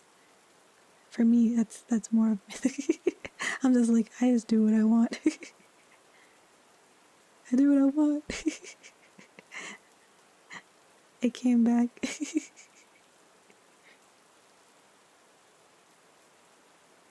Because I used to have people request me to play a bunch of different games when I used to only stream on Twitch. And I was like, no, I do what I want. I was like, literally just me saying that almost every stream, no, I do what I want.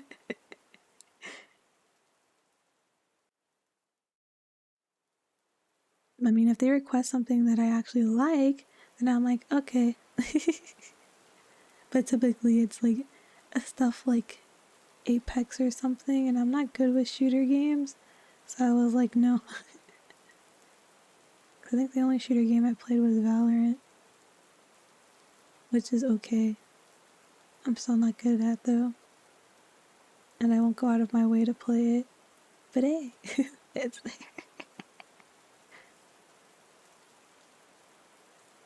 Anyway, let me drink some water and we will do chapter 5. Cause we still got time. Yeah, let's go. And my room is not hot as hell. Is it hot where you guys live? It's like almost 110 degrees Fahrenheit where I live. And I'm like, what the hell is that? What the hell is that? I hate it. That's good though. Too much is forced on us as is. But it's something you're passionate for. Exactly. Because I mean, if you keep doing something that you don't like, you're gonna eventually just not want to do it anymore. And I feel like that's how a lot of content creators feel, like when they get burnout and stuff, because they're not doing specifically what they like to do, and are doing too much of what is expected of them instead of doing like either half or whatever they're passionate about. They just do whatever is expected and then get burned out, and they're like, oh, how'd I get here? You know? It's like, damn.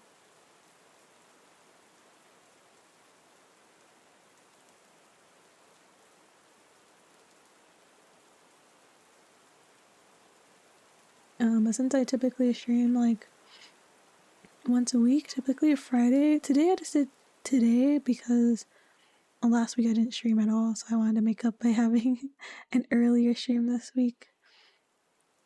Will I do a stream on Friday? Probably not. I might, but I don't know. Maybe I'll make it a gaming one, but what game would I play? I don't know. Kind of want to play more Raincoat, but I'm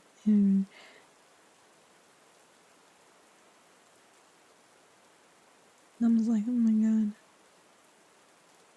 But yeah, let's do what you love, do what you love. My life is too short. I'm in Canada and it always catches me off guard when they say 100 plus degrees. I'm just like, how are you quadruple dead at this point? Yeah. Cause I think that's like, what, 30, 40 something Celsius? I forget conversions. But yeah, it's really hot. It's to the point that if I look at the weather app, it tells me heat warning, heat advisory when you go outside to be careful of the heat. Don't be out too long, hydrate and stuff. And I'm like, no one should be going out in this heat. I'm just telling you right now. Don't go outside. Don't do it. Don't touch the grass. It might boil your skin. People are literally cooking eggs on the street and like what is it, banana bread in their mailboxes. I'm like, what the heck? It's too damn hot.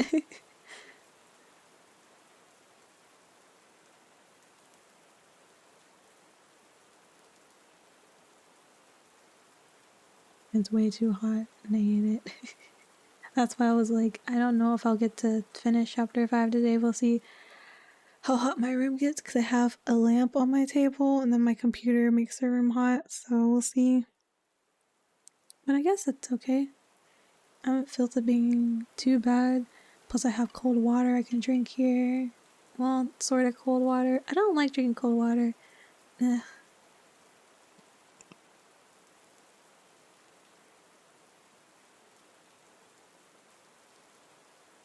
Cooking things on the street. Yeah, that's weird. I was like, bro, please. Like, I mean, at least they put it in like a frying pan and they just put it on the ground. But still, I'm just like, bro, do you know how many bugs and disgustingness is on the ground right now? That's gross. But I mean, at least it's in a frying pan. Some people just do it to show like on like TikTok or something, and they'll just like crack an egg on the street to see how fast it cooks. And I'm like, you're wasting food, oh my god. Anyway, I can go on a tangent about this. Well, we'll finish this chapter 5 here. I looked through it while we were talking and it's one of the longer chapters, so let's go. Chapter 5. The Island Come True. Feeling that Peter was on his way back, the Neverland had again woke into life. We ought to use the pluffert, interesting word, and say awakened, but woke is better and was always used by Peter. In his absence, things are usually quiet on the island. The fairies take an hour longer in the morning, the beasts attend to their young, and the redskins feed heavily for 6 days and nights. And when pirates and lost boys meet, they merely bite their thumbs at each other. But with the coming of Peter, who hates lethargy, they are underway again. If you put your ear to the ground now, you could hear the whole island seething with life. On this evening, the chief forces of the island were deposed as followed. The lost boys were out looking for Peter. The pirates were out looking for the lost boys. The redskins were out looking for the pirates. And the beasts were out looking for the redskins. They were going round and round the island, but they did not meet because all were going at the same rate.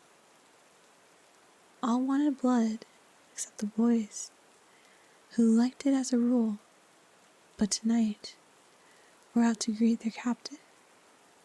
The boys on the island vary, of course, and numbers according as they get killed and so on. And when they seem to be growing up, which is against the rules, Peter thins them out. But at this time, there were only 6 of them, counting the twins as 2. Let us pretend to lie here among the sugarcane and watch them as they steal by in single file, each with his hand on his dagger.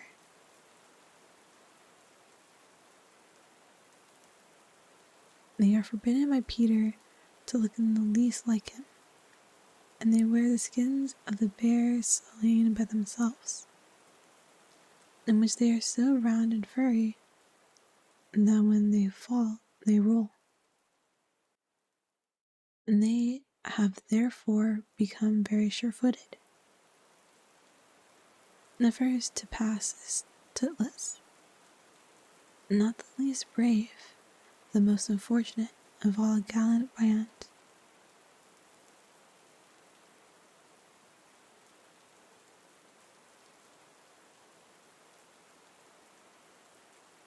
He had been in fewer adventures than any of them, because the big things constantly happened just when he had stepped around the corner. All would be quiet. He would take the opportunity of going off to gather a few sticks for firewood, and then, when he returned to the others, would be sweeping up the blood. This ill luck had given a gentle melancholy to his countenance, but instead of souring his nature, had sweetened it, so that he was quite the humblest of the boys.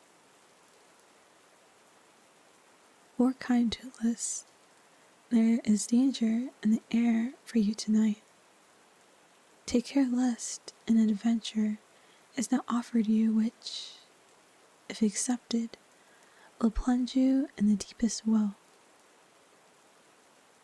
And Tootless, the fairy tink, who is bent on mischief this night, is looking for a tool, and she thinks you are the most easily tricked of the boys. Where Tinkerbell? Would that he could hear us, but we are not really on the island, and he passes by biting his knuckles. Next comes Nips, followed by Slightly, who cuts whistles out of the trees and dances ecstatically to his own tunes.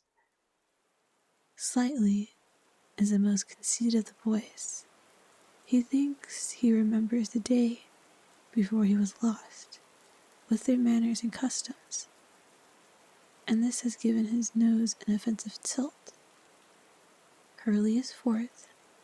He is a pickle, and so often he has had to deliver up his person when Peter said sternly, "Stand forth, the one who did this thing." That now at the command, he stands forth automatically, whether he has done it or not. Last come the twins, who cannot be described because we should be sure to be describing the wrong one. Peter never quite knew what the twins were, and his band were not allowed to know anything he did not know. So these two were always vague about themselves and did their best to give satisfaction by keeping close together in an unapologetic sort of way.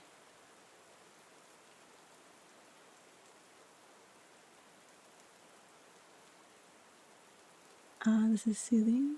I'm more a music for comfort kind of guy, but I think I can get the soft ASMR thing now. Yeah, it's very similar. But like how to describe, it's kind of like people correlate it with like if they had a childhood where they had like someone read them a book kind of thing, like kind of lulls them to sleep. And then for some people, like gives them like tingles. There's like everyone has like different things that make them relaxed. Some people it's just like soft voices. Some people with different types of noises. That's why ASMR is pretty nice. It's like there's a thing there for everyone, I think. You just gotta find your thing. But I feel that I am mainly a music person myself. But I do like the ASMR stuff sometimes. And I prefer the soft voices.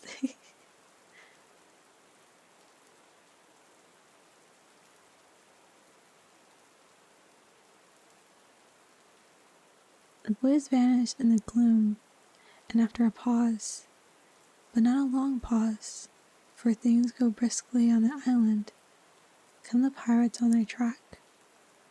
We hear them before they are seen, and it is always the same dreadful song. A vast belly, yo-ho, heave to. A pirating we go, and if we're parted by a shot, we're sure to meet below. A more villainous looking lot never hung in a row on execution dock. Here, a little in advance, ever and again, with his head to the ground listening, his arms bare, pieces of 8 in his ears as ornaments, is a handsome Italian Saseo, who cut his name in letters of blood on the back of the governor of the Prince of Gal. That gigantic black behind him has had many names since he dropped the one with which dusky mothers still terrify their children on the banks of the Guajumo. Here is Bill Jukes. Every inch of him tattooed, the same Bill Jukes who got 6 dozen on the walrus from Flint before he would drop the bag of Mordors and Cookson, said to be Black Murphy's brother, but this was never proved, And Gentleman Starkey, once an usher in a public school and still daintily in his ways of killing. And Skylights, Morgan Skylights, and the Irish bosun Shmee, an oddly genial man who stabbed, so to speak, without offense, and was the only nonconformist in Hook's crew. A noodler whose hands were fixed on backwards, and robbed, Mullins, and Alf Mason, and many another ruffian long known and feared on the Spanish Main. In the midst of them, the blackest and largest in that dark setting, reclined James Hook, or as he wrote himself, Joss. A Hook of whom it is said he was the only man that the sea cook feared. He lay at his ease in a rough chariot, drawn and propelled by his men, and instead of a right hand, he had the iron hook, which ever and anon he encouraged them to increase their pace. As dogs, this terrible man treated and addressed them, and as dogs they obeyed.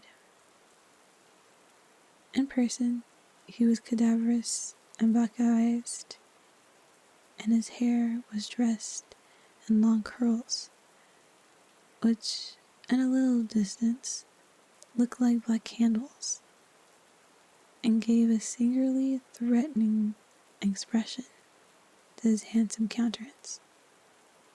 His eyes were of the off blue of the forget-me-not, and of a profound melancholy, save when he was plunging his hook into you, at which, at time too, red spots appeared in them, and lit them up horribly.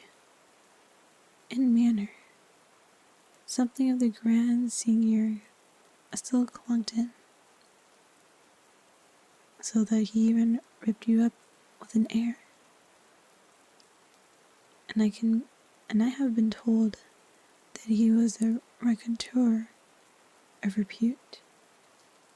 He was never more sinister than when he was most polite, which is probably the truest test of breeding, and the elegance of his diction, even when he was swearing, no less than the distinction of his demeanor, showed him one of a different caste from his crew.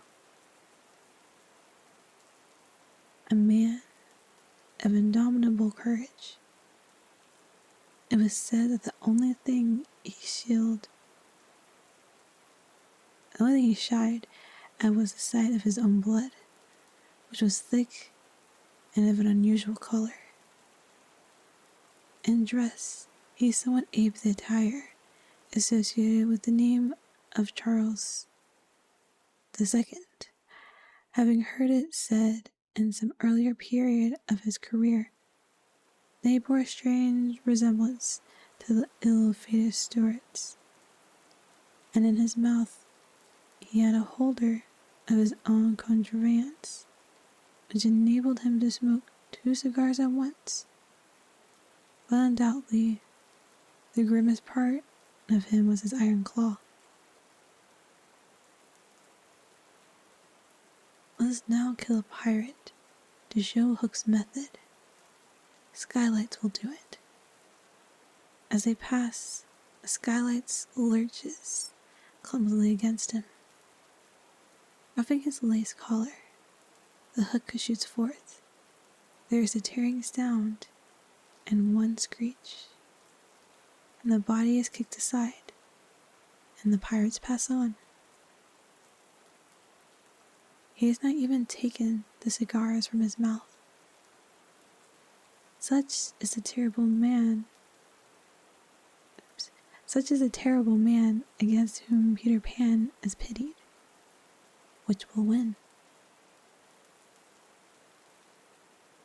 On the trail of the pirates, stealing noisily down the warpath, which is not visible to inexperienced eyes, come the redskins, every one of them with his eyes peeled.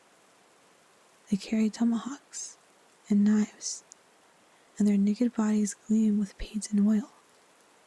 Strung around them are scalps of boys as well as pirates, for these are the Penacony tribe, and not to be confused with the softer-hearted Delawares or the Hurons. In the van, on all fours, is great big little panther, a brave of so many scalps that in his present position they somewhat impede his progress. Bringing up the rear, the place of greatest danger, comes Tiger Lily, a princess in her own right. She is the most beautiful of the dusky Dianas, and the belle of the Penacony's croquette, cold and amorous by turns. There is not a brave who would not have the wayward thing to wife, but she stays off the altar with a hatchet. Damn. Observe how they pass over fallen twigs without making the slightest noise. The only sound to be heard is their somewhat heavy breathing. The fact is that they are all a little fat just now after the heavy gorging. But in time, they will work this off. For the moment, however, it constitutes their chief danger. Jeez. That was a lot in 2 paragraphs.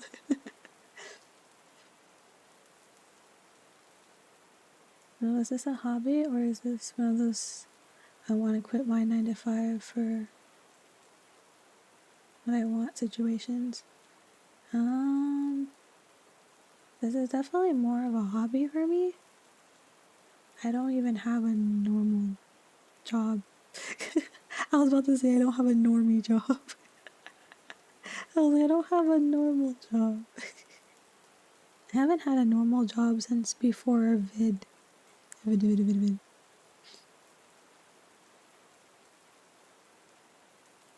Though I'm doing other things, but I will not tell you those things. I will not tell you those. But like a normal, like 8 hours? Hours a day type of job? Yeah, I haven't had one of those in a while. You can tell. I haven't had one of those. I can't remember. I'm like, is it 8 hours normally? Yes.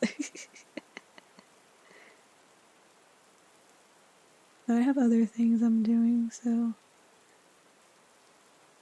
working on those things in between this.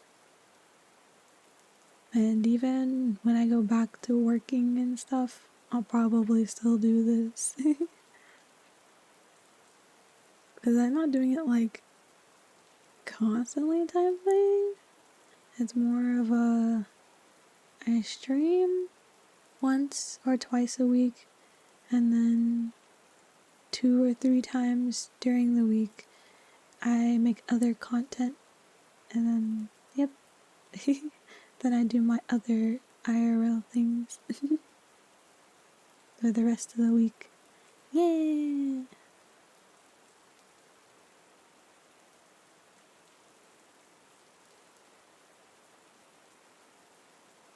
And the redskins disappear, but they have come like shadows, and soon their place is taken by the beasts.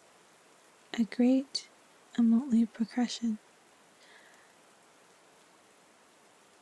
Lions, tigers, bears, and the smaller savage things that flee from them, for every kind of beast, and, more particularly, all the man-eaters, live cheek by jowl on the favored island.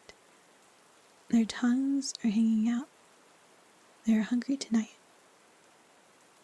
When they have passed, comes the last figure of all, a gigantic crocodile. We shall see for whom she is looking presently. The crocodile passes, but soon the boys appear again, for the procession must continue indefinitely until one of the parties stops or changes its pace. Then quickly they will be on top of each other. All are keeping a sharp lookout in front, but none suspects that the danger may be creeping up from behind. This shows how real the island was. The first to fall out of the moving circle was the boys. They flung themselves down on the swan, close to their underground home. I do wish Peter would come back, every one of them said nervously. Though in height, and still more in breadth, they were all larger than their captain. I am the only one who is not afraid of the pirates, Slightly said, in the tone that prevented his being a general favorite, but perhaps some distinct sound disturbed him, for he added hastily, "But I wish he would come back and tell us whether he has heard anything more about Cinderella." They talked of Cinderella, and Toodles was confident that his mother must have been very like her. It was only in Peter's absence that they could speak of mothers, the subject being forbidden by him as silly. "Ma, you're so dedicated." Sorta, kind of. I used to make like a schedule for it, but now I just kind of do it as I go type thing.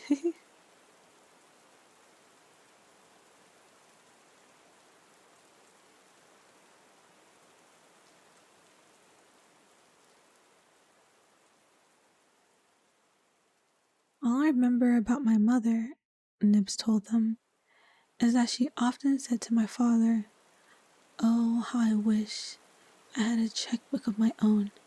I don't know what a checkbook is, but I should just love to give my mother one." While they talked, they heard a distant sound.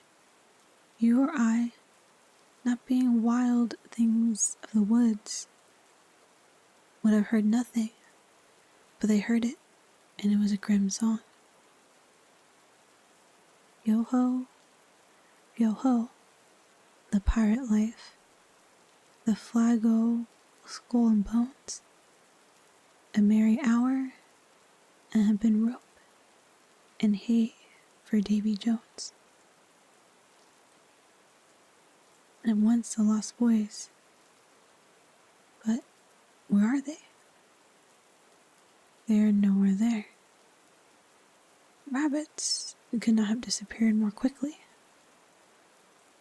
I will tell you where they are, with the exception of Nibs, who has darted away. They are already in their home under the ground, a very delightful residence, as which we shall see a good deal presently.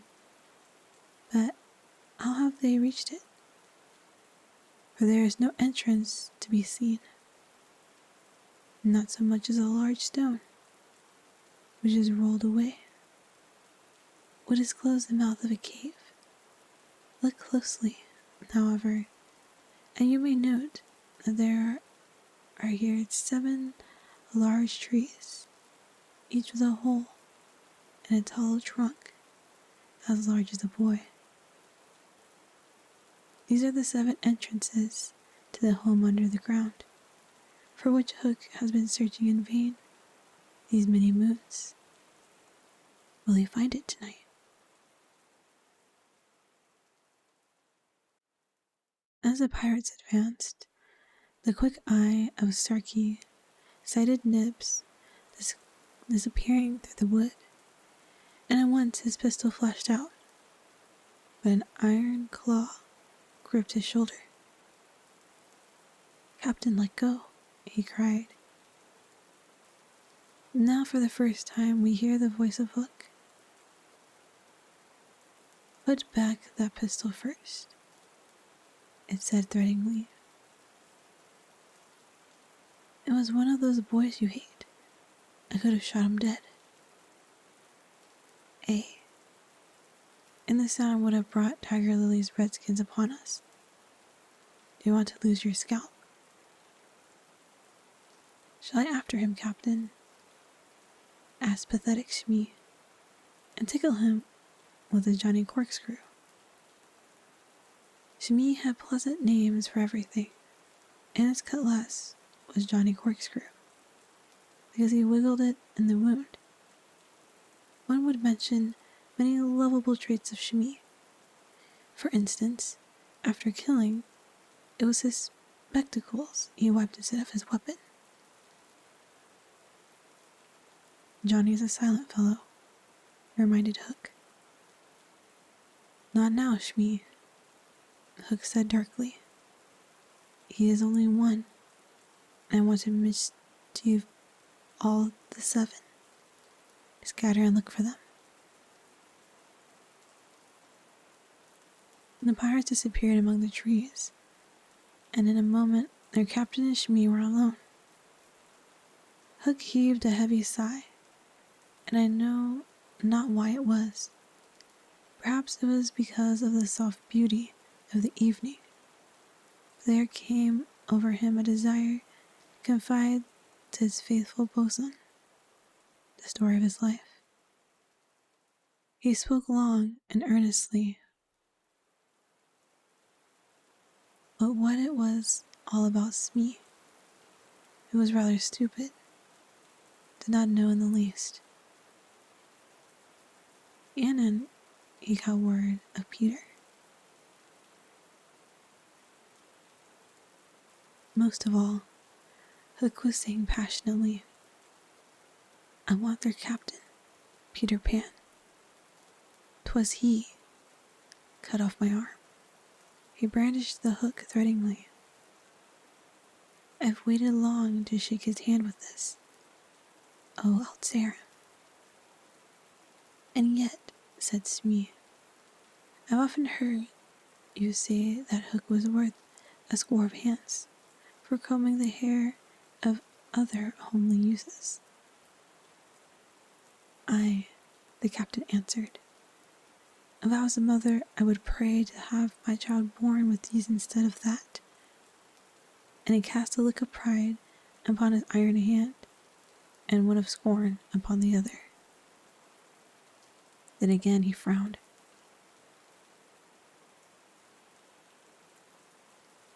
"And Peter flung my arm," he said, wincing, "to a crocodile that happened to be passing by."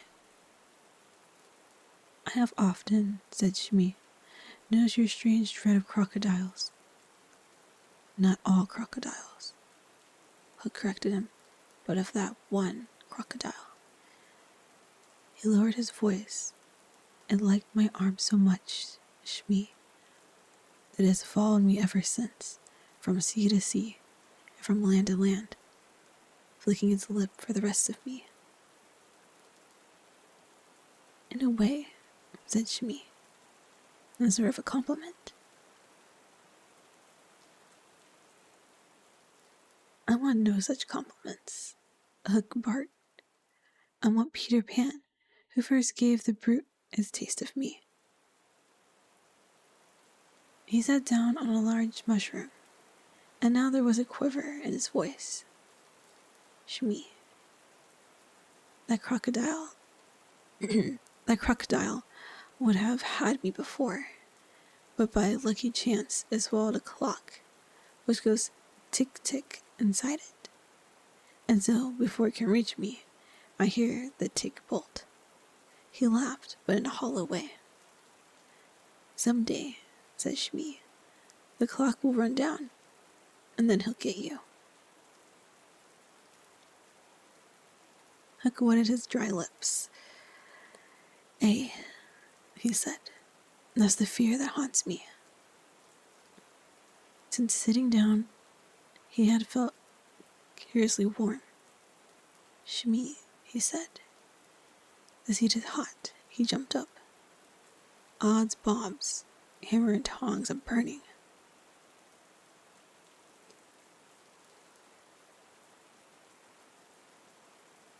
I'm so lost in the story, I'm just listening to you speak at this point. If you have watched, like, any Peter Pan movie, this would be around the time, when Wendy, John, Michael, Peter, and Tink are all, like, separated. They got blown away when Hook shot at them when they first came to Neverland. I think that's where this is. This is like, normally you don't even know what this is.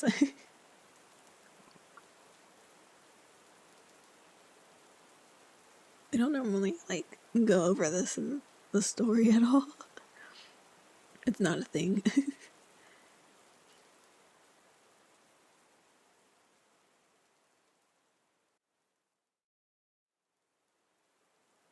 Okay. They examined the mushroom, which was of a size of solidly unknown on the mainland. They tried to pull it up, and it came away at once in their hands, for it had no root. Stranger still, smoke began at once to ascend. The pirates looked at each other. "A chimney," they both exclaimed. They had indeed discovered the chimney of the home under the ground. It was a custom of the boys to stop it with a mushroom when enemies were in the neighborhood. Not only smoke came out of it, there came also children's voices, for so safe did the boys feel in their hiding places, and they were gaily chattering. The pirates listened grimly, and they replaced the mushroom. They looked around them and noted the holes in the 7 trees. "Did you hear them say Peter Pan's from home?" Shmi whispered, fidgeting with Johnny Corkscrew. Hook nodded. He stood for a long time lost in thought, and at last a curdling smile lighted up his swarthy face. Shmi had been waiting for it. "Unripe your plan, Captain," he cried eagerly. "To return to the ship," Hook replied slowly through his teeth, "and cook a large rice cake of a jolly thickness with green sugar on it. There can be but one room below. There is but one chimney." The silly moles had not the sense to see that they did not need a door apiece. That shows they have no mother. We'll leave the cake on the shore of the mermaid's lagoon. These boys are always swimming about there, playing with the mermaids. They will find the cake, and they will gobble it up, because, having no mother, they don't know how dangerous it is to eat a rich damp cake. He burst into laughter, not hollow laughter now, but honest laughter. They will die. I don't know about that, but alright. I barely remember it at all. That's fair. I only remember it because I watched one of the slightly recent movies of it. I forgot what it was called exactly. Pretty sure it might have been called Peter Pan. But yeah, because I watched that like a month or 2 ago maybe. And I was like, wow, this is like not even close to what I remember, but alright. The same with this story, it's not even close to what I remember, but okay. It's okay, I'm enjoying it.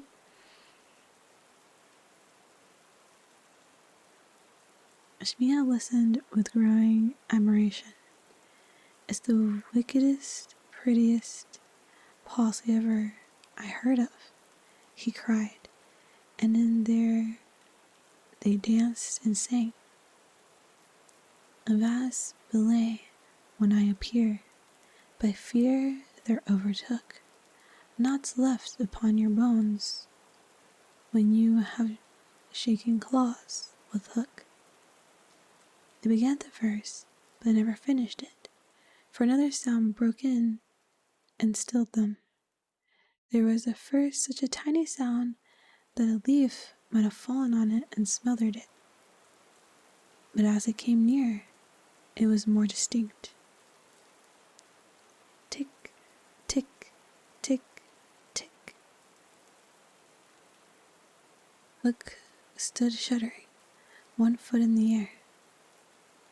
The crocodile, he gasped and bounded away, followed by his bosun.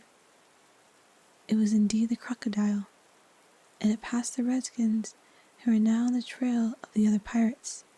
It oozed on after Hook.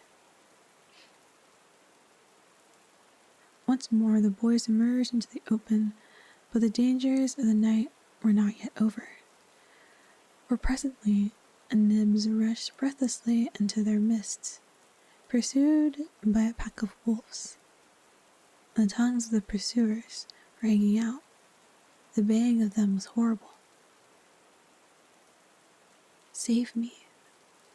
Save me!" cried Nibs, falling on the ground. "But what can we do?"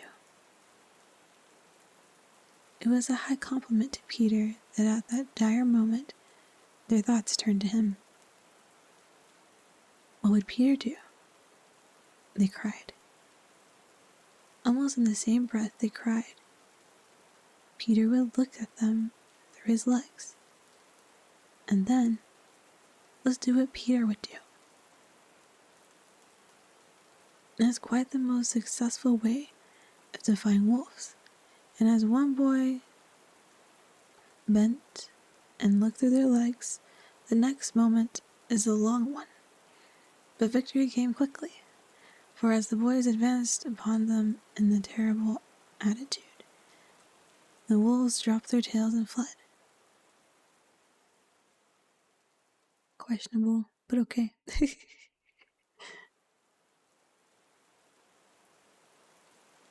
The cats on the wall is very distracting. Well, I've heard it's a lot of people that see my tail are just like, it's fun to stare at. And I'm like, okay. They're like, it's like you're trying to hypnotize people. And I was like, no, it's just my tail.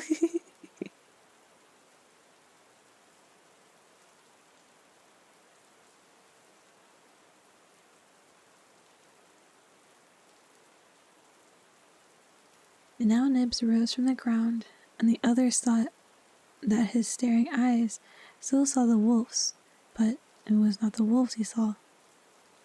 "I have seen a wonderfuler thing," he cried, as they gathered around him eagerly. "A great white bird. It is flying this way. What kind of a bird do you think?" "I don't know," Nibs said, awestruck. "But it looks so weary, and as it flies it moans, 'Poor Wendy.'" "Poor Wendy?" "I remember," said Slightly instantly. "There are birds called Wendies." "See, it comes," said Curly, pointing to Wendy in the heavens. Wendy was now almost overhead. They could hear her plaintive cry. More distinct came the shrill voice of Tinkerbell. The jealous fairy had now cast off all disguise of friendship and was darting at her victim from every angle, pinching savagely each time she touched. "Hello, Tink," cried the wondering voice. Tink's reply rang out, "Peter wants you to shoot Wendy." It was not in their nature to question when Peter ordered. "Let us do what Peter wishes," cried the simple voice. "Quick, bows and arrows." All but Toodles bopped down their trees. He had a bow and arrow with him, and Teak noted it and rubbed her little hands. "Quick, Toodles, quick," she screamed. "Peter will be so pleased." Toodles excitedly fitted the arrow to his bow. "Out of the way, Teak," he shouted, and then he fired, and Wendy fluttered to the ground with an arrow in her chest. Oh, I don't want to end here. No! Man. Want to end there. Let me rename this. So I remember which one I'm on.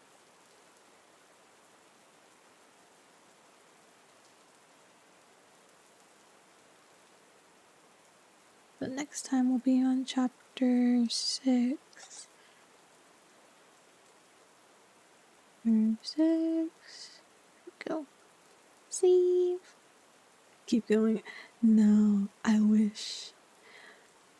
My throat is killing me. It's really hard to whisper in comparison to my normal voice. I was like, man. Especially like constant reading. And I was like, whoa, constant reading.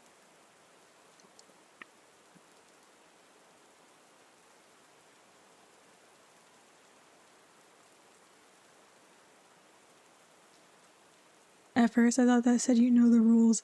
And I was like, no.